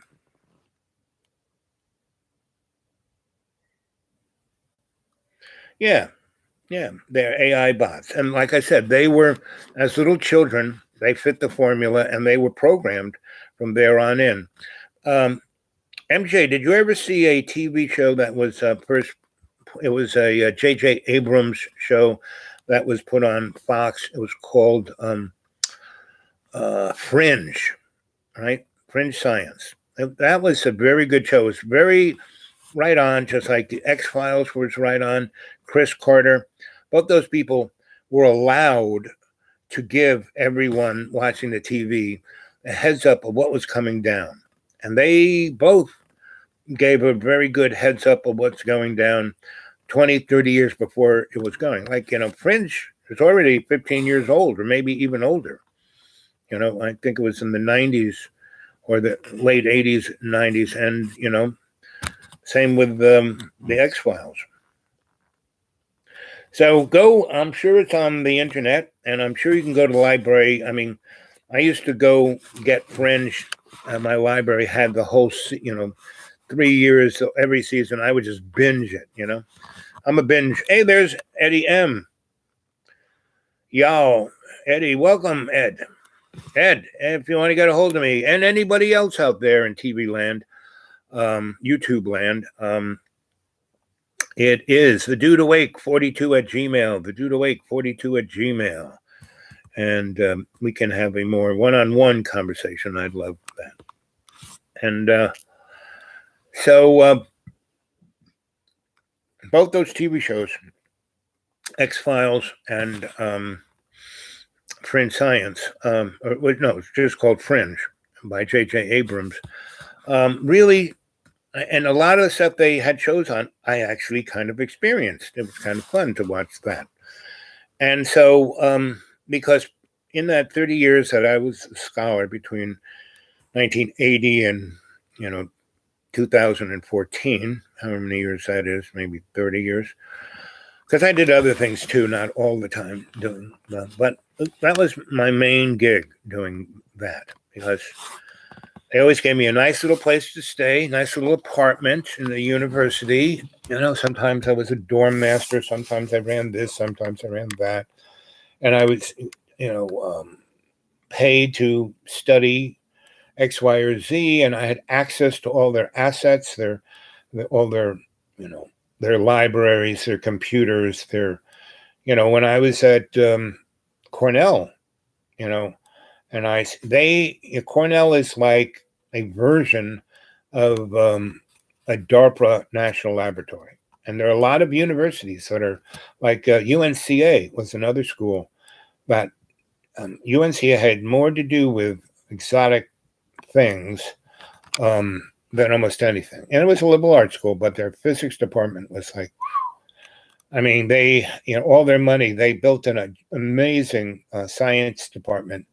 And that was only that thing that was on the campus. Because all around, because anything within a 600 radius mile of Oak Ridge, something interesting was going on. And if you look at Asheville, it's very interesting because their high voltage line, most high voltage in a city is wired like a tennis racket. So, a tennis racket is like, like this, right? And so if one feed burns out there, you can get it fed the rest of the thing that's not burnt out from another direction. Asheville's grid is not wired that way. It comes in one place, goes into a mountain, and comes out in the middle of the city, and then pops out on the other side of the French Broad in another kind of very interesting. It's the Asheville School Depository, but it has super duper kind of security all around it. And it's kind of, the French Broad goes around 60% of it, right? And there's only one road accessing in, and it's, can't get there from here. And on the other side, where the Biltmore House, there's another facility, 40 is going this way, 26 is going this way. There's another road going that way, and there's this little triangle, and the Biltmore House is over here, and it's this mountain right here. And to get, and as you're taking either one of those roads, and especially in the fall, you can see there is this really amazingly well-maintained black asphalt road with lights on it that you can't even see the lights, but the road is always illuminated. And when it's snowing, you can get 4 feet of snow in Asheville. That road never, something melts it before it hits. So there's something there. And to get there on that road, there's this other road off of 26. That's a nothing road that it's one of these very strange roads that you get on it, you get lost. It's a straight road. It goes from here to here, but you can still get lost. It's like the Bermuda Triangle. And along that stretch that you can get lost, there is a road that you never can see unless you know it's there. And that takes you onto that blacktop for about 4 miles that you can see from 26 and 40 when it's fall, when there's no leaves. So, and if you go on the Blue Ridge Parkway from D.C. to Georgia, you will find at least 50 DUMBs, deep underground military bases, right? When they say military, it's not like they represent, the Army, Navy, or Marine Corps. It's militarized, mercenary, M is for mercenary. Anyone who kills for money, mercenary, right? And I was trained to do that, but I swore not to, and because I went into that, Francis of Assisi mode rather than John or any of the pinheads of the 12. So where were we? Oh, yes.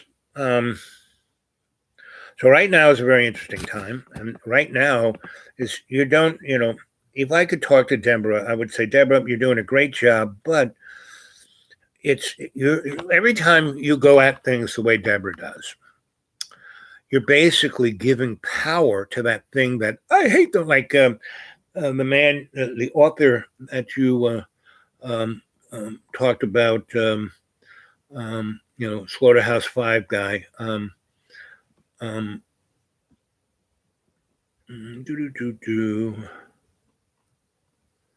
Vedas Hindu, St. Francis, Benjamin Franklin, Deborah Tabarks, Kurt Vonnegut.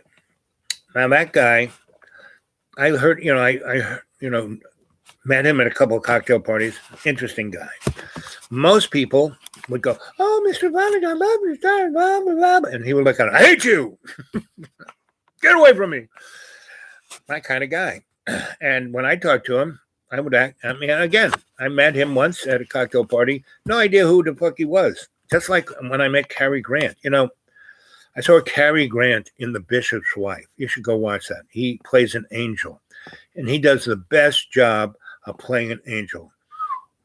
Really, really, really go watch that movie. And it's, Cary Grant and Donna Reed and who else? And the English guy. Very good movie, really deep, funny in a lot of ways. It's kind of, Cary is really expressing what I tried to express, and that is Catch-22 with Donald Sutherland. So, Mary Jane, do you think I look like Donald Sutherland? A lot of people say that I look like Donald Sutherland, especially when I had hair, right? When I was younger, I was like, there were a lot of people I looked like. But Donald Sutherland was a guy he and I have that generic look. And he is an interesting actor. I like him as an actor. He played, there's a movie called 1900, when we went from the 19th century to the 20th century. And and then these two, there's the padrone who owns all the serfs, and then there's the head serf, and they both have boys at the same time. And one becomes this artist lover boy. That's the son of the head serf. And the padrone, his son is Donald Sutherland, who's a psychopath murderer and becomes a fascist. So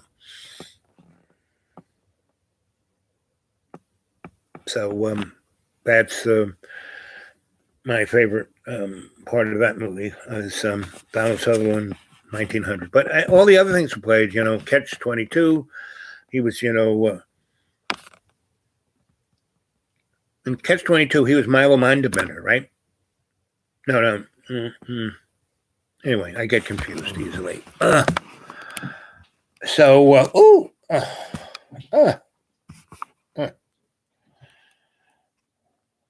Yes, you do that natural. So, anyway, what else? Where were we? Oh, yes, Kurt Vonnegut. So I met him at a party, and I had no idea who he was.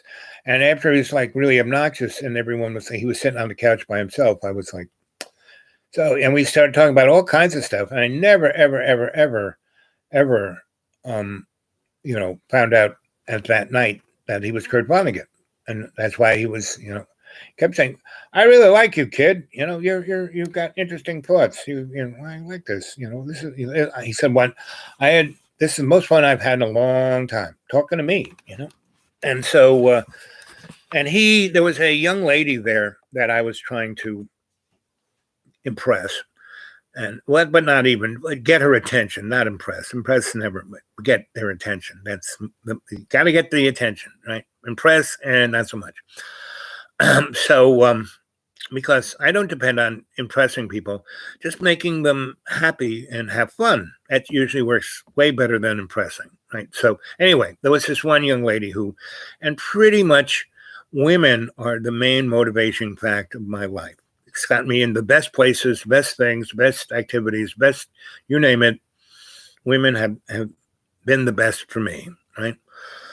And so anyway, at that party, but she would disappear or not seem to be that interested. So this guy was at least interesting. And he was also, I don't know how he did it, but we were sitting on a couch. All the times I've been at cocktail parties, I sit on the couch and I'm usually sitting there with someone interesting. And if they have any kind of food and booze and other things just seem to appear on the coffee table in front of us. I mean, Cary Grant, same thing. But I was the server to him. I kept, "You hungry? I'm going to go hit on that food." He goes, "Oh yeah, make me a little plate," which I did. And Carrie was great, and he was tripping on acid at that party. That was the David Bowie party, and I didn't even know that it was David Bowie that had invited me to this party. I'd spent the night before showing him New York, sharing all the craziness that I knew that most people have no idea what's going on in New York. Like on top of a parking monster in Washington Square, the top was the playhouse for mobsters. And they had a circular roller skating rink that the girls who were in the titty bars business, that they're dancers. They also were in the roller derby business in New York City and New Jersey. And so these girls would be titty dancers, and, if they wanted to take their aggression out on people, they'd be the roller derby girls. And so they had the most, amazingly looking titty dancers on roller skates, beating the crap out of each other. And it was quite amazing. And in the middle of that rink was a bowling alley, which pinballs, like instead of big AMF bowling ball, a little handball, and they throw it down, and there's pins. And they had kids back there. They had a machine to set it. The kids would collect them and put them in this thing and pull this thing, and they would put them down there in the set pattern. And soon as that, and they would take the ball and put it on this tire that would shoot the ball back to the mobsters. And the mobsters, if the kids were still picking up the things, they'd still throw the ball and see if they could hit, because if that ball hits the pins, they would fly. If you got hit in the head by one of those pins, or your finger went bang, And so that was really what the mobsters, not who was going to make the high score, but how many kids could get how many broken bones. And if you broke a bone, they would give you a Benjamin. So if you broke 5 bones, you could make $400, before you had to go to the hospital, and they would take care of that. And so there was some naked girls who were zipping around, beating the crap out of each other.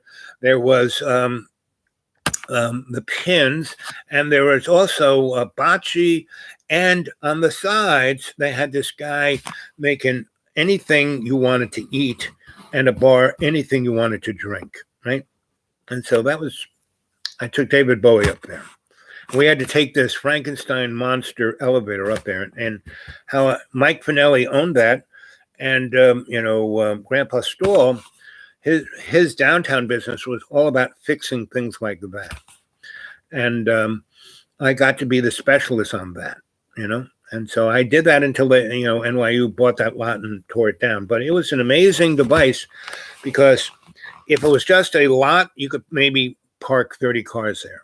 But because it was a 6-story metal frame that Otis designed, where you drive your car in, the guy would, stick this card in, and it would take it up there and stick it. So it could do about, 40 cars thing, and it was 6 stories high, with a 7-story, the outdoor playground of the mobsters. And I took David Bowie up there, and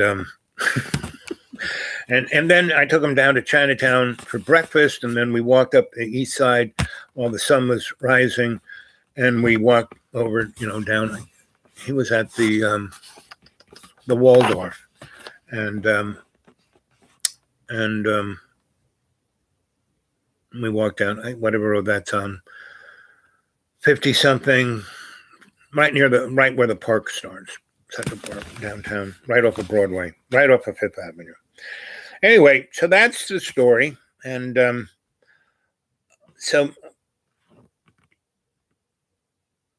yep, that's it. Let's see, 5-pin roller berry go-go dancers. Yep, that was it. And a really good kind of outdoor Italian food, and all the booze you wanted to drink and whatever else you wanted.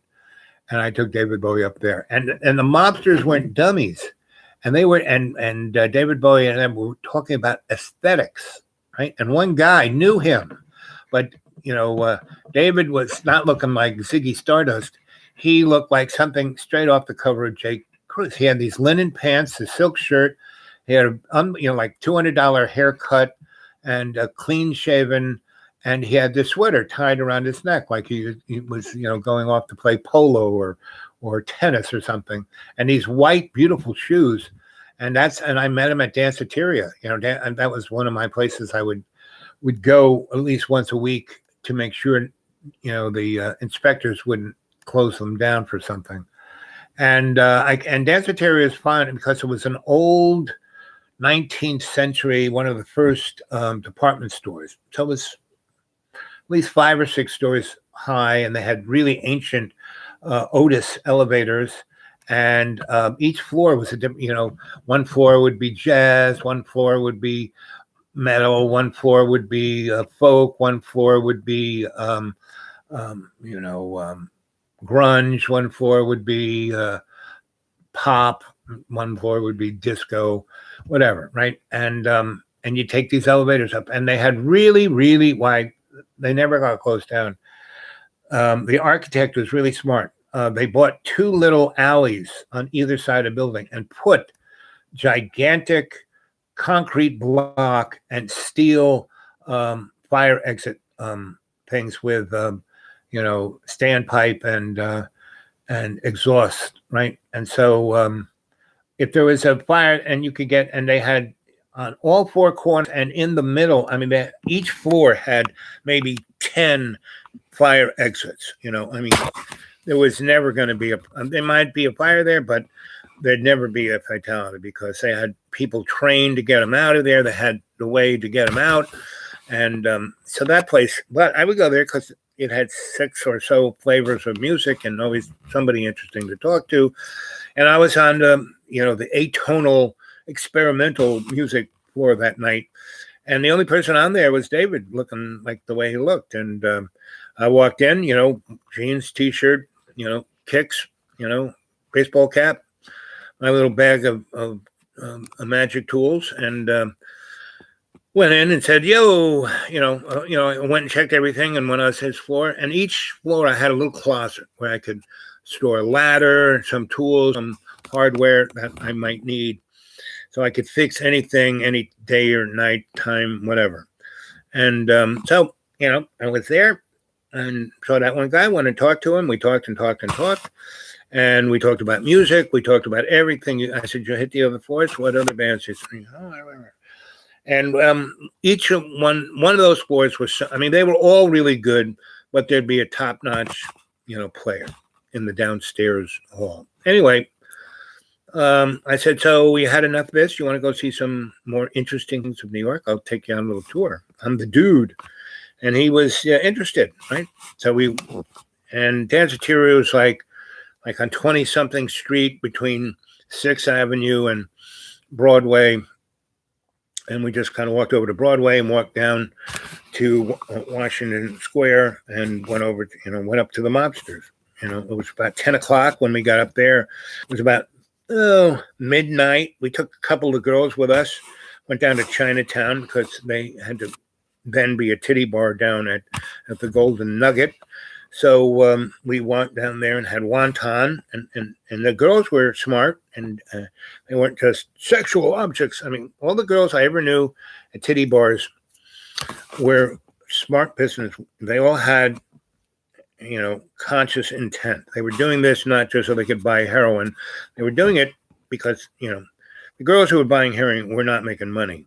But the girls who were doing it with conscious intent, they had an empire to build. They were going to get a career. They were going to college. They were going to be whatever. But, this was their way of getting out of wherever they were. So those were the 3 girls that we took down to Wonton in Chinatown. And then we went up Little Italy and hit Luna's for cheesecake and espresso. And a little hot antipasta and some nice limoncello to clear the old palate, and then cheesecake and espresso. And then we walked up the beautiful walkway that's above the FDR Drive, and right about past the UN, there's a thing, the avenue that goes over to where the Waldorf is. Anyway, so that was how I met Dave. And when, we got there and the Oak Room had opened up and we had breakfast, eggs Benedict and lobster. Can't beat it. And champagne. and Irish whiskey and strong coffee. And we left breakfast at around 9. And he goes, listen, tomorrow night I'm having a party up in my room. I'll put you on a guest list. It's in room blah, blah, blah. And just say, you're going to the party of blah, blah, blah. Your name will be on the list. You give them your name. You get to go on the secret elevator. And then when you get off the elevator, there'll be a guy saying, who are you? And you will say, I'm so-and-so going to Dave's party. My name is blah, blah, blah. And they will escort you to the door and knock it 3 times and once, and then you're in. So that's how I went there. And there were all these, whoop-de-doo people. And the most interesting was this old guy, just super white hair, amazingly handsome. He looked like he was 40 years old with white hair. And he was just sitting there kind of watching everything, just like watching it all go by. And I went and filled up a plate for myself and sat down and started eating. And he's like looking at it, and I said, you want some of this? And he said, yeah, I do. And I said, hey, I'm going to go back for a plate. He goes, get me one with everything. I did, came back. And and then they came around with drinks. And once I did that, the lady who was in charge of the food carousel said, sir, we will get you what you want. We did not like it that you just used your bare hands to double dip. And I said, oh, I didn't know. I'm sorry. As Grandma always said, it's easier to say you're sorry than to ask permission. So anyway, they started serving us, and I started talking to this guy, and it was Cary Grant. And I had no idea who he was, just as I had no idea that it was David Bowie. It wasn't until I was about to leave, and this young lady who was there, who I spoke to first, and then spoke to a third time, and she said, oh, David Bowie knows you. He's telling stories about what you did last night or the night before last. And I said, David who? David Bowie. I said, David Bowie? Yeah. I said, that Dave is David Bowie? And she goes, yeah. I said, holy moly. She goes, you didn't know that? I said, nah. Yeah, I'm expecting, rainbow hair and spandex and not looking GQ.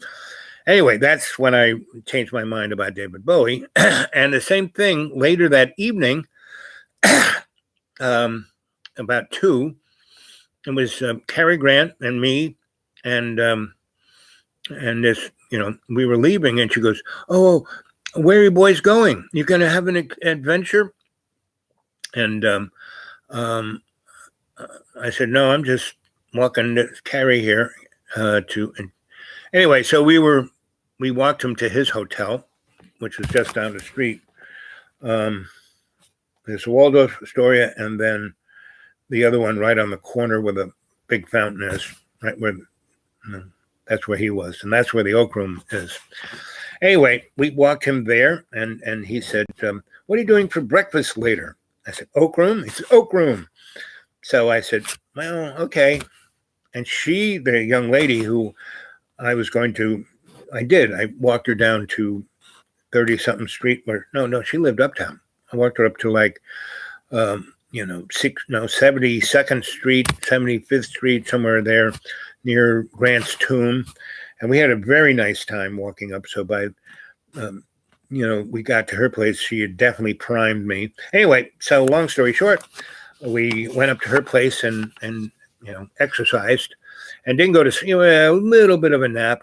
But she woke me up and said, let's take a shower and go to breakfast with Cary Grant. I said, okay. So we did. And that is how life can be. Did I plan any of it? No. Did I have any idea who these people were? No. Did I have a good time with them? Yes. And they remembered me, I saw Cary one more time years later. Well, not years and years, but a good 6 or 7 years later, and I was at this fancy schmancy thing with a political woman who was one of the main mover and shakers of the Democratic Party, and she used me because I could read people really well. She would take me, and I would make notes on everyone. Right? She would put me in situations where she wanted to know what these people were, and she gave me a list of who they were. And she would point them kind of out. If I didn't know who they were, she actually had pictures of them. before we went, we did a little intel, and she would give me a bio of these folks and pictures of them, so I could. And these were the ones she wanted me to talk to and read, right? Give reading. And she gave me my first little micro cassette recorder, and I also had, I could keep the micro cassette in my pocket in my jacket, and she had a suit she would carry in a suit carry-all, and whenever we were going to anything like that, instead of me, I'd always show up like with these digs, and she would have the suit ready for me, have me take a shower, comb my hair, trim my beard, whatever, and I could put the little recorder in this pocket. I was in my jacket, and take the wire, and it would clip right on my, just like those boys do. But it was good enough to, and sometimes I could, but if I had it on my lapel, you could see it pretty, because it was a microphone about that big. So, but on my sleeve down there, and I could just, but if I just, put my hand this way towards the person, pick them up nice. So anyway, that's kind of what I did with her. So I went to this event that was being put on by the Whitney, and I had done things at the Whitney before, the Whitney Annual. I helped a lot of friends, because I had a business where I would light what we call industrials, like conventions, and they'd have a showcase, and and this guy I knew built the cabinets and the displays. He was part of the George and George crew. George and George build theaters and scenery. They're the biggest, best, most amazing theater scenery, theater guys, because they not only build the scene, they build it like when Cirque du Soleil built their big fancy place in Las Vegas. They built the building, the stage, that put all the gizmos that made them be able to do all those tricks. And when Cats was done, they built that, so I was their electrician / when I worked for Lester, I would be their best boy. Lester was their lighting designer and scenic designer, and I'd be the best boy. So I went to this event that had to deal with the Whitney. So I knew a lot of the Monkey Monk rich folk who financed the Whitney and other things. And because I was part of Collab, and we were definitely the most interested. We were the first crew to get NEA money for the individual artists. NEA was for the rich people, like for the ballet and the opera and the this and the that, Lincoln Center and Kennedy Center, but not for but Collab got grant money, and we had No Say No. We had 2 or 3 galleries of our own. And there was No Say No, and the other 2 are, and the first gallery I did this with, a pre-collab, was the Una.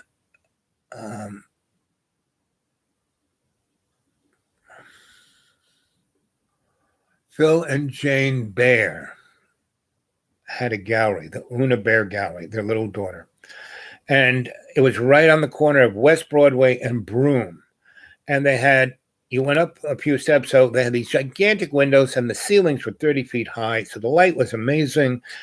It was a 5,000 square foot room, no columns, just an amazing, amazing space. And we rented it for $150 back in the day. And because I did some electric work in that building, and I asked the guy, hey, this space, when's the last time you rented that out? Oh, nobody wants that. I said, I'd like it. Oh, you would? Yeah. How much? You go, $150. I said, first off, you need some emergency lights and some exit lights in your building. Or, the more people come in here, the more the building inspectors will start. But if you have that already in, they won't bother to look at all the other crap that's really horrible in this building. He goes, oh, I said, so why don't you let me do all of that, and also start trying to clean up that mess in your basement, and for 5 years of rent at $150, period, right? And that floor I'm going to stick on the hallway lights, right? I'm going to actually bring in a new Edison box. So when you really need electricity, it'll be there.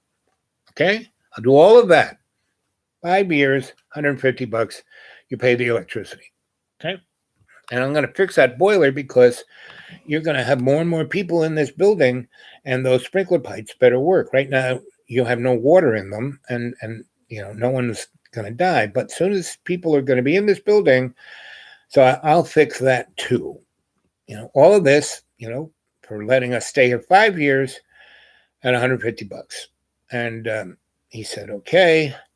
Anyway, so Phil and Jane were just the most amazing artists. And Phil and Jane also were one of the starters of SNCC, Student Nonviolent, the anti-war guys. And they were both from Midwestern families who were Methodist ministers, And Phil was supposed to be a minister, and Jane was supposed to be a minister's wife, but she just loved LSD and marijuana. And so anyway, I kind of found that space, and just about when I started fooling around with that space, Phil and Jane walked in, and they just gotten off the bus from San Francisco, right? And they wanted to, and it was like, they wanted to bring all of that amazing stuff that was in, down there in,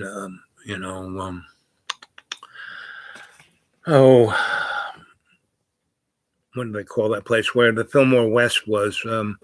Haight-Ashbury? No, not Haight-Ashbury. The other place where all the hippies were. I forgot. But anyway, they had quite the pedigree, right? So, and they were brilliant. They were great artists. And so we started this gallery, and we started showing their art, right? And we were performance artists. And so the shows a couple of nights ago, when I was being a little strange, showing the TV and just putting the camera down and walking away for 15 minutes, that's like performance art, right? So what did Jane do? Jane and Phil, there was this kind of the Broome Street, all the trucks that came from the Williamsburg Bridge that came down on to the Bowery and went across on Broome Street. It's a little street that, took 6 lights to get from the Bowery to where the tunnel was. And it had a zillion cars on it all, and big trucks. And the big truck, so this big window, big picture window, was about 6 feet off the bottom of the window, 6 feet off the ground. But if you were in a tractor trailer or a bus and you went by, you could look right in that window. And Phil and Jane spent, I think, 3 months. They lived in it for 6 months, but they spent 3 months in it having sex nonstop for 3 months, doing smoking and taking eyedroppers of LSD, and just experiencing the interface between the people. They would be totally naked and doing every kind of, friction-oriented stimulation of the little worms of our body. And we never got in trouble. Never, ever, ever. Just like, no. So, because Mike Finelli, who owned Finelli's Bar, who was the numero uno Don, he was the godfather of restaurant linen, those beautiful little rolls, beer taps, and all the other kind of accoutrement you needed for a good restaurant. If you wanted one, you had to go through him. So anyway, he controlled that whole, and Little Italy, there's 2 of them. There's one on the east side, right on Mott, and then there's another one on Spring and Father Flannery or whatever that over there on Spring Street, right?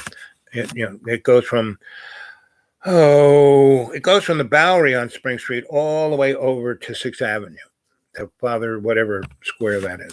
Anyway, and there's 2 separate Little Italies, one's northern and one's southern. Anyway, and Finelli was right on Spring, so he was the godfather between the 2, right? So he was, I started working on his properties and things, his restaurants and stuff, from the time I was 11, And because I was Grandpa Stoll's boy, Grandpa Stoll and Mike were like this, both Italian boys. They both grew up on the Five Corners and did well, right? And so I was definitely, Mike Finelli. So whatever I did, I never got bothered by any, because I was, Mike Finelli's godson. He was more than like he was everything. I really love that guy. There were a bunch of old men between like being 9 and 30 that took a hold of me and sculpted me into the Al Bob you see today.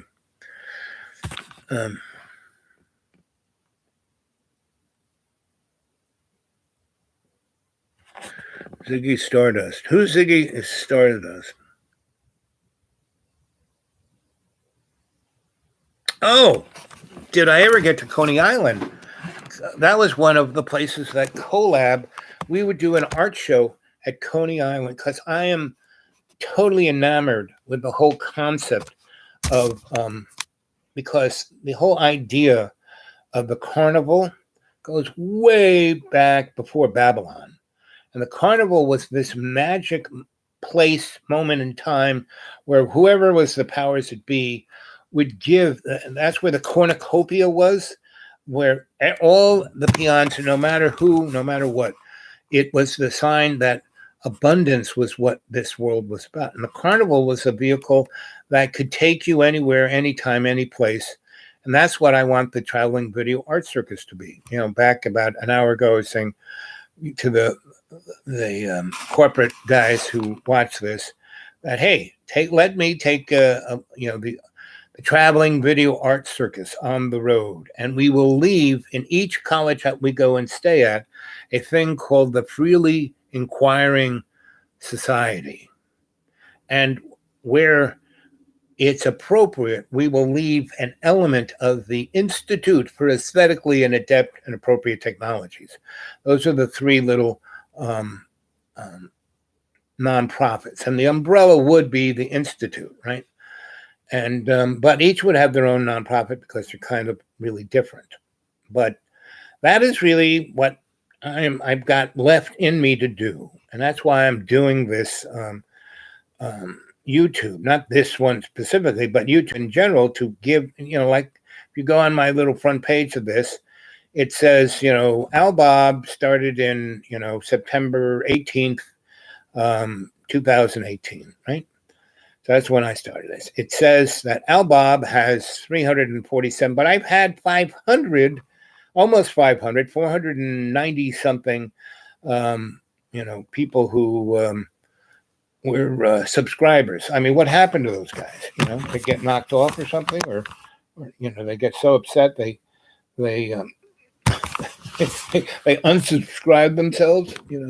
I really have no idea. But as Shakespeare said in Hamlet, there's something rotten in Denmark. But it's not rotten, it's just what it's supposed to be. See, I'm so comfortable with you, I can even, trim my nails while talking to you. So this little YouTube channel is to get a following of a cadre who will want to be the cadre, the adepts of the child, who want to join the circus, right? Bring the band to life, right? And this also is to connect to you folk out there in moneyed land, who are the hidden hand, the powers that shouldn't be. It doesn't matter if you're in power, because this is going to last until everyone has realized who and what they are. That they are the deciders. By that time, you guys will be down with it, but between now and then, you need a vehicle, a subsystem of a subsystem of subsystem outside of your pyramid scam to keep you guys going. And you got to do it in a loving, co-creative way, or otherwise this thing will get so, it already is. You're experiencing how gummed up it is. You're so desperate you have to, fling things into the mix that, really, I mean, crashing the internet, is that really going to help? Yes, so Elon Musk.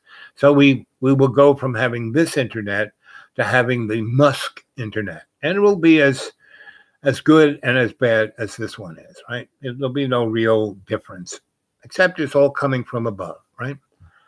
And it'll be coming out of, Muskie's 50,000 satellites, which are also extraordinarily vulnerable. Anyway, so, and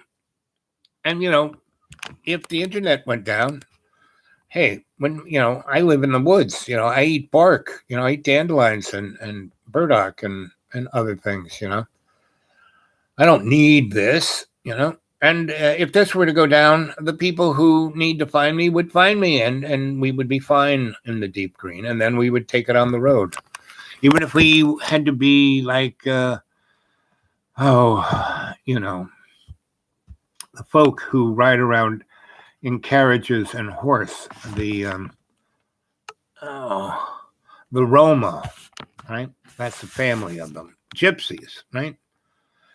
The merry band of gypsies. That's what we would be. Yeah. So, MJ, who is Ziggy Stardust? Is David Bowie's alter ego? Oh, yes. Yes. Okay. I thought it was a reincarnation. Maybe I'll be David Ziggy Stardust. No. Ziggy D. I'm Ziggy D. I'm Al Bob. I need another alter ego, but I don't need to have multiple personalities. This one's good enough. It fits almost any category.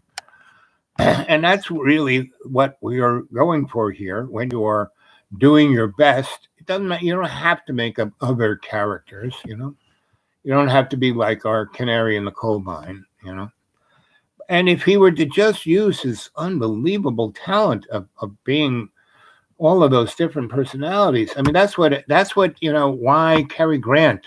I mean, his,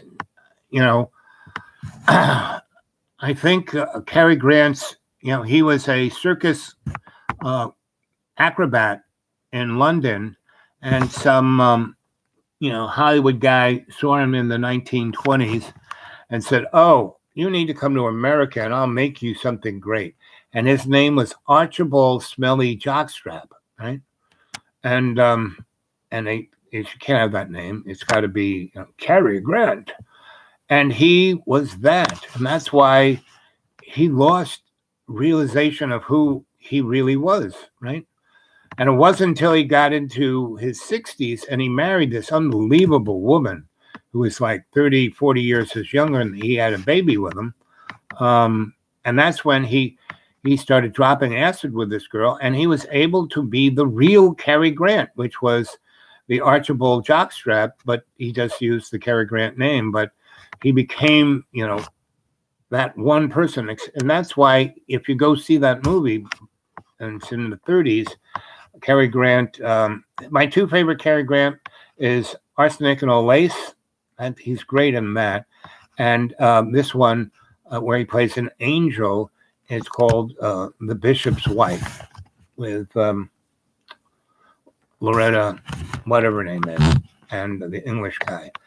But Cary Grant as the angel, if you go Google that. And the movie is called The Bishop's Wife. And he plays it. He plays the best angel I've ever, because he plays it naively and he knows what's going. It's really, he got the angel thing down, because I've run into a number of angels. I mean, physically, they, like in 1977 when the big New York City blackout was, it was summertime or early fall, early September, I'm not quite sure, but it was still warm. I was like running around in shorts and t-shirt and my kicks and a baseball cap.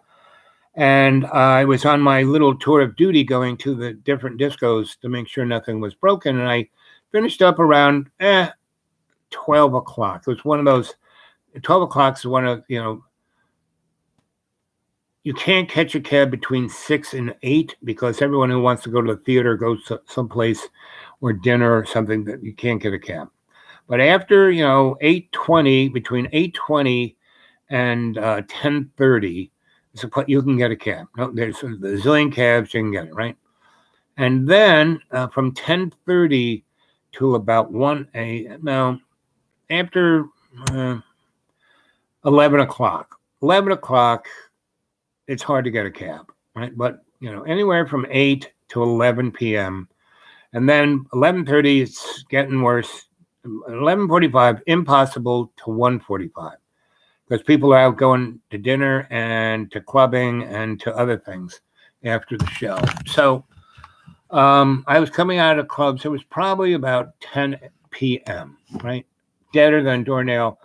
And I stepped off I stepped out of, I guess it was Xenon's or 54. I'm not quite sure. But I step out, and people are lining up to get in, and I'm leaving. And there's, I walk out the exit door, and bingo, the cab pulls right up, and it's a Checker. Big cab, right? Checkers are built to be cabs, they're not Dodge or Ford LTDs. They are built to be a cab. Lots of room. Anybody can get in. You can stick 6-8 people in there. Anyway, so cab, pulls right up.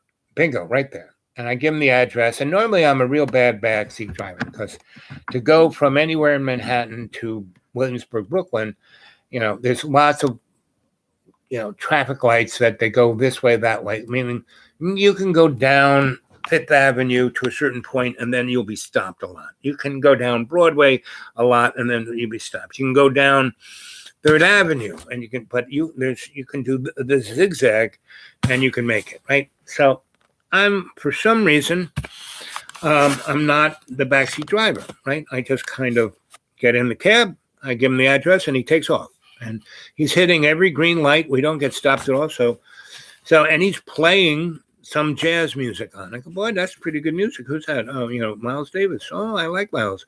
We start talking about, and he's talking about jazz like he's a black guy, but he's not.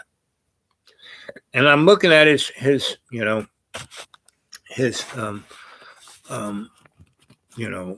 driver's license, and it just has a picture. There's no real. It says Angel. No name, just Angel. Like he's Hispanic. They sure don't look Hispanic. He's got long, very curly, almost African, but not really, blondish, but not really, light brown, all kinds of things, gray and blonde and black, and his name is Angel. So Angel, okay. And he goes, but you can call me Steve.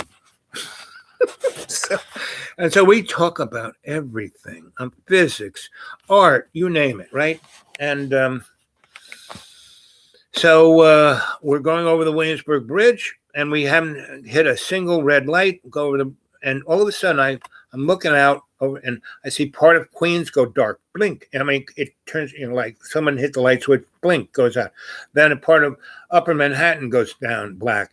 And then this goes black, bang. There's no light in New York City at all. The only light is on the FDR Drive, and it looks like a illuminated snake, right? And I'm going, hello. And he's going on about the Whitney. And I go, Whitney? Oh, yeah, the Whitney. I was at the Whitney Annual. I said, I was at the Whitney. And that was the one that this Politico lady took me to go to a Whitney opening. And not the opening itself, but for all the rich people to have a big gala and give money for the Whitney program.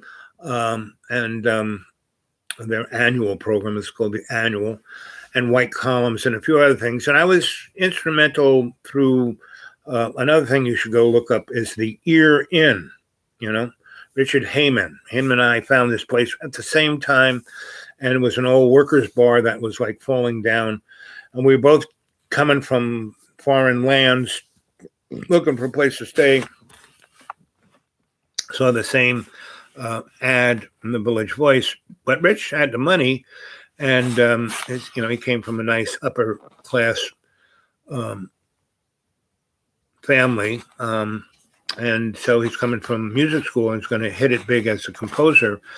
And so he had the money and had the know-how and the connects. Anyway, that's a whole different story. But White Columns came because there was nothing in Soho to eat. And we started, and I had the dumpster restaurant in the Ear Inn for the first year and Rich, we really wanted it just for the apartment upstairs until the ceiling collapsed. But still, we had the apartment upstairs. I moved into the attic. And so that was the good old days. And so I was at this Whitney annual White Columns benefit. And I was with my Politico friend. And that's when I met a number of other people, where I saw Cary Grant for the last time and his wonderful wife. And I met this girl that I knew in third grade.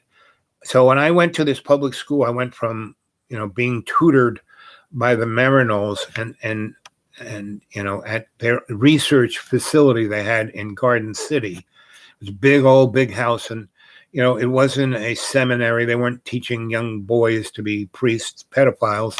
No, these guys were looking for the truth, really amazing bunch of men and nuns. There was not just guys, there was girls there too. And so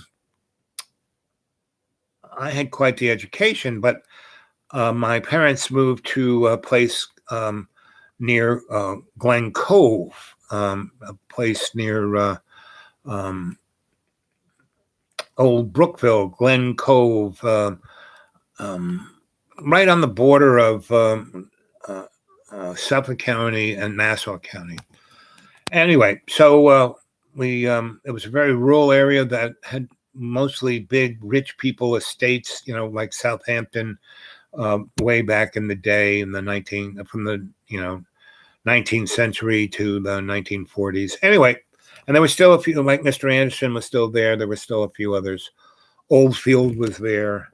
So that's where we lived, in Oldfield. And so, and that school district went from the little, single room grammar school for the farm kids to having a centralized school system. And they had lots of money. And so they built a new high school and a new middle school. And the grammar school was the old high school in Glen Cove. And they put a lot of money into really having great teachers and really having, we had music and art, and we had shop and homemaking, and we had aviation, space technology, we had computers. This is in the 1950s and 60s. And so anyway, when I showed up to that public school, I was the new kid, right? Third grade, right? And so, and this grammar school was the first, it used to be the high school. Now it's the centralized grammar school. And so there were kids from all the other grammar schools that showed up there. So there were these cliques of this grammar school and that, all in this one big one. And then there was us. There were about 8 of us, 10 of us, 12 of us who came. This was the third grade was the first year we were there, right? And my first friend, I showed up, jeans, t-shirt, kicks, and my little baseball jacket, and I always wore a baseball cap. I'm always been a hat guy. So I show up, and I blend in, and I was really short. I was probably 4'4".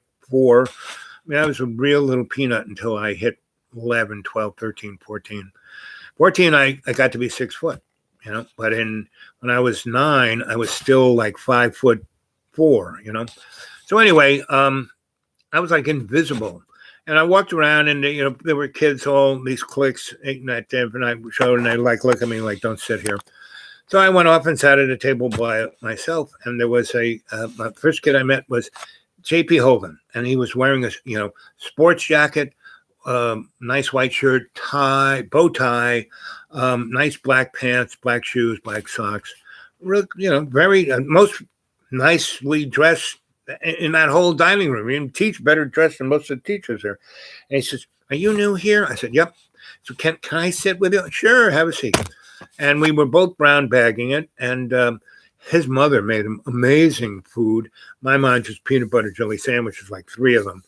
And he goes, oh, I love peanut butter. And so we just switch, and he's just like, and I had like a meatloaf sandwich on sourdough bread that his mom made, and a piece of carrot cake, and vegetables, cooked vegetables, and some fruit, and it was like, yeah. So, and a thermos of some magic elixir. I just had my little carton of milk that was almost chalk and peanut butter jelly. He just JP loved it. So we're eating a sandwich, and he goes, "Do you want to see my gun?" I said, "Sure." So he opens his jacket and he pulls out a Walter PBK, real live, and he has a silk. He has this little box in his pocket. He takes it out. He opens the box, and there's a silk kind of napkin there. He puts out on the table, and he lays out, peanut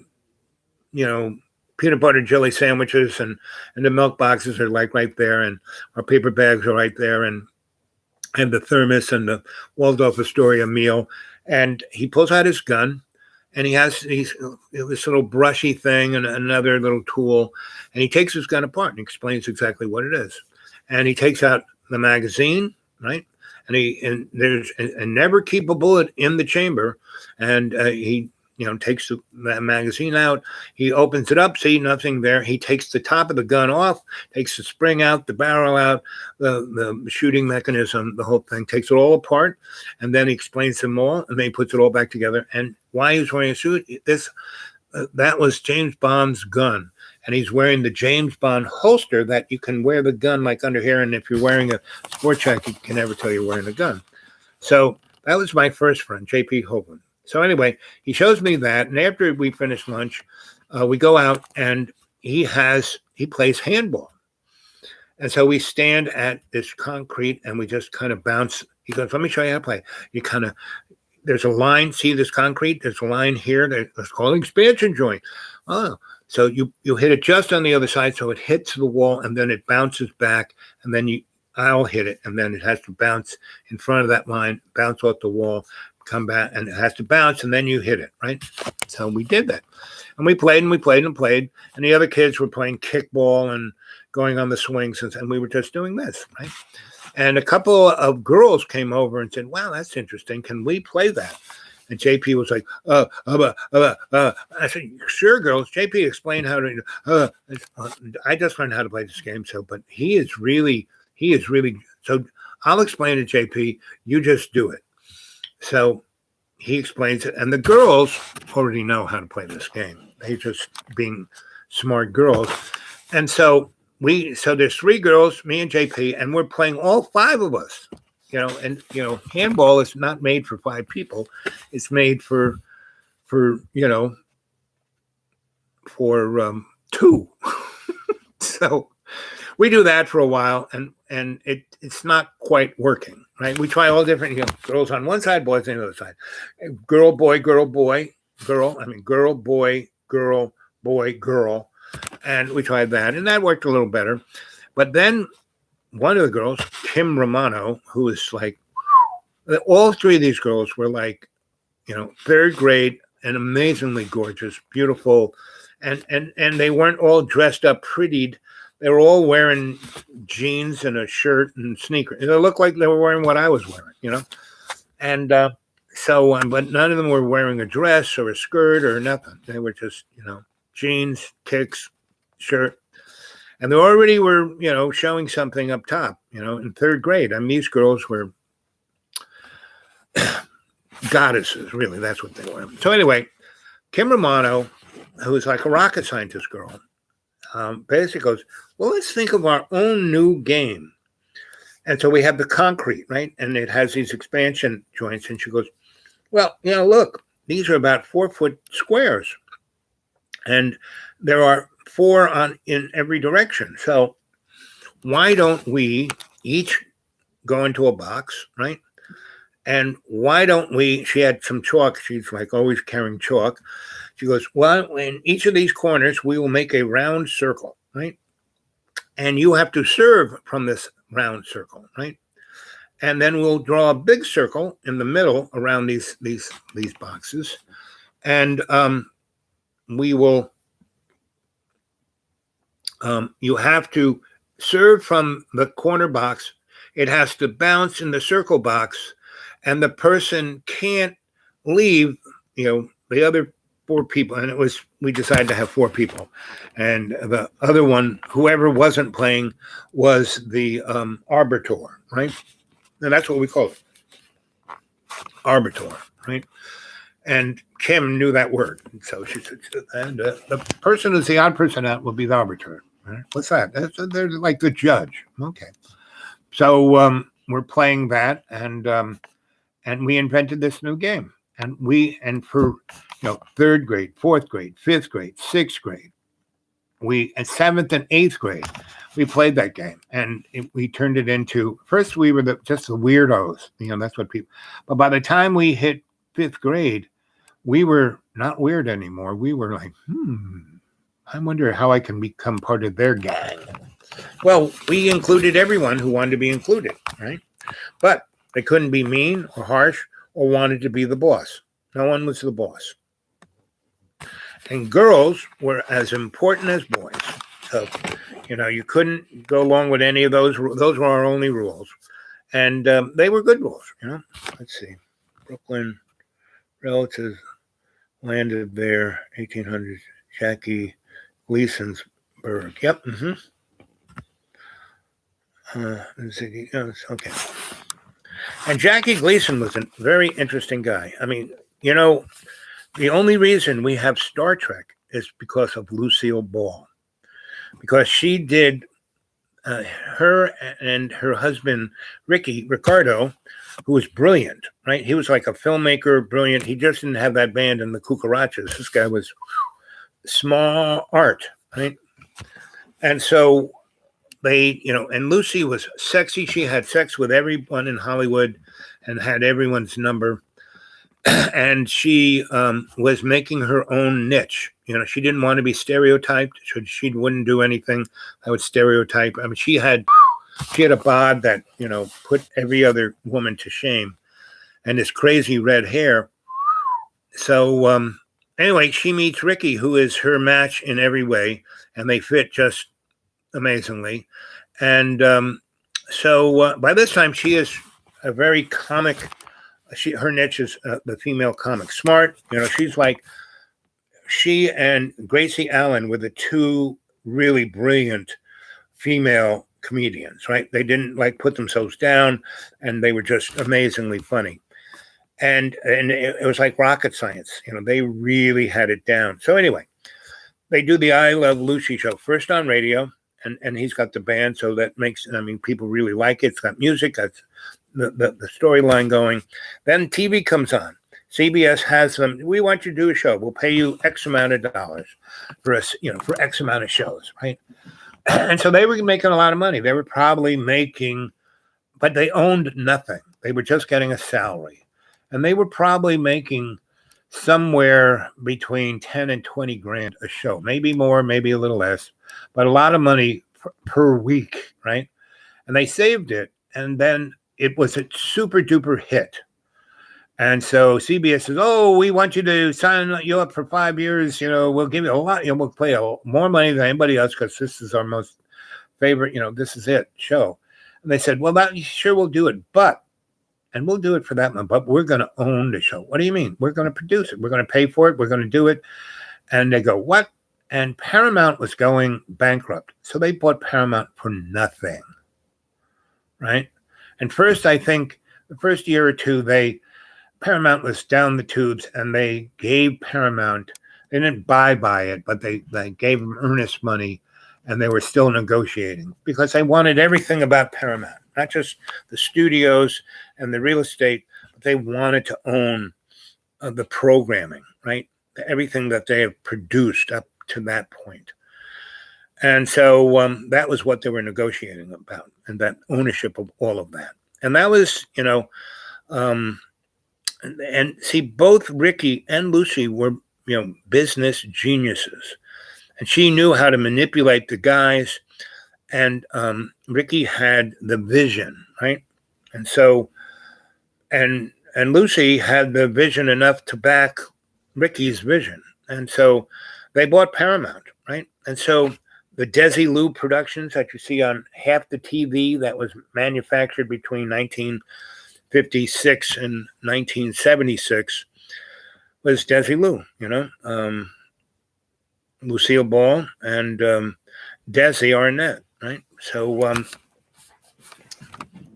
the problem was once Lucy and Ricky separated, he was not the business, the money kind of business guy. He was a vision guy, but not the moneyed how to swing the right deal. That was Lucy, 100%. That's why they bought Paramount for nothing, right? So basically, Mr. Star Trek, what's his name, wanted to do this, and nobody at 20th Century Fox, ABC, NBC, nobody wanted to do it. NBC, Sci-Fi was starting first with Twilight Zone, and then a few other shows like that, and then ABC went nuts with the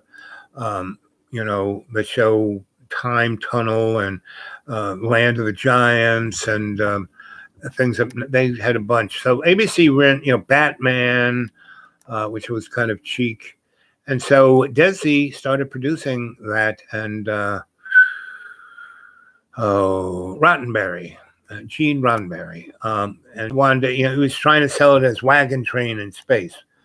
And Lucy liked this idea. She wanted to compete on that, sci-fi. She realized that was the up and coming thing. So she bankrolled, that and let Gene Roddenberry do it. She did not get in his way, did not say, oh, you got to do it this way, do it that way. She did have, her certain cadre of bean counters. And so, she would have them kind of keep an eye on things, but she basically gave Gene Roddenberry the total do it, right? And so he did the pilot, and everyone panned it, and Lucy said, no, we're going for a whole season. And then halfway in between it, it was starting to pick up, but still not as fast as what the bean counters say it should be. And she goes, not only that, I'm gonna buy another 2.5 years of this. And so she did. So that's why Star Trek, and then Paramount did all the movies, and she was still running Paramount when they did the movies. So that's why Lucille Ball was instrumental on the world we have today, why we have cell phones, why we have microwaves, because she popularized it. They had the technology, 60 years before then. Tesla had all this stuff. He was cooking food with microwave. So, Jackie Gleason was the school of vaudeville, but on TV. And Lucille was the school of Hollywood, put on TV, right? So, so there I was at this this instrumental. That's where I was at this big fancy dinner of all these people who coughing up change for the Whitney annual, and that's the last time I saw Cary Grant, and I was hanging out with him, and I knew who he was, but I was in my nice suit, but not like the tuxedo suits that these guys had, but. I was obviously, and everyone kind of knew who I was and what I did for the lady who was amazingly powerfully in control. And so, guys, you folks who are watching this, I know AI watches this, religiously. I'm ready to go. I have a nice little, you like systems within a systems, I've got it that will allow you to move in a productive and way to keep yourselves in control, which is an illusion, but if you want it, but will enable all our relations to survive this, we don't want to. So Mary, MJ, what did you think of,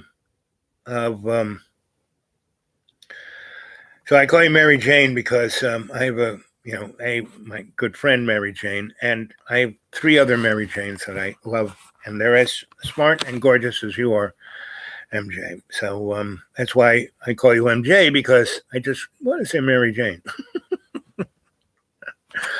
But anyway, so I'm at this dinner party and I'm like hanging with Cary Grant and a few other people.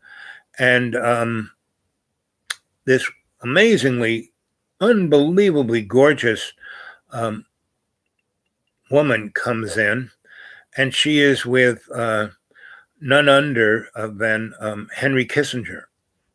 And it's like, what?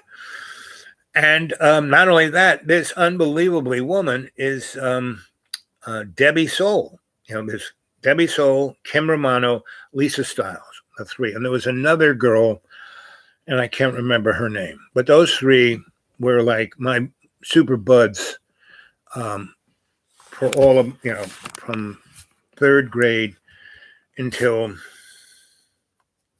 my parents moved to New York City. And until I was a sophomore in high school. So anyway, I'm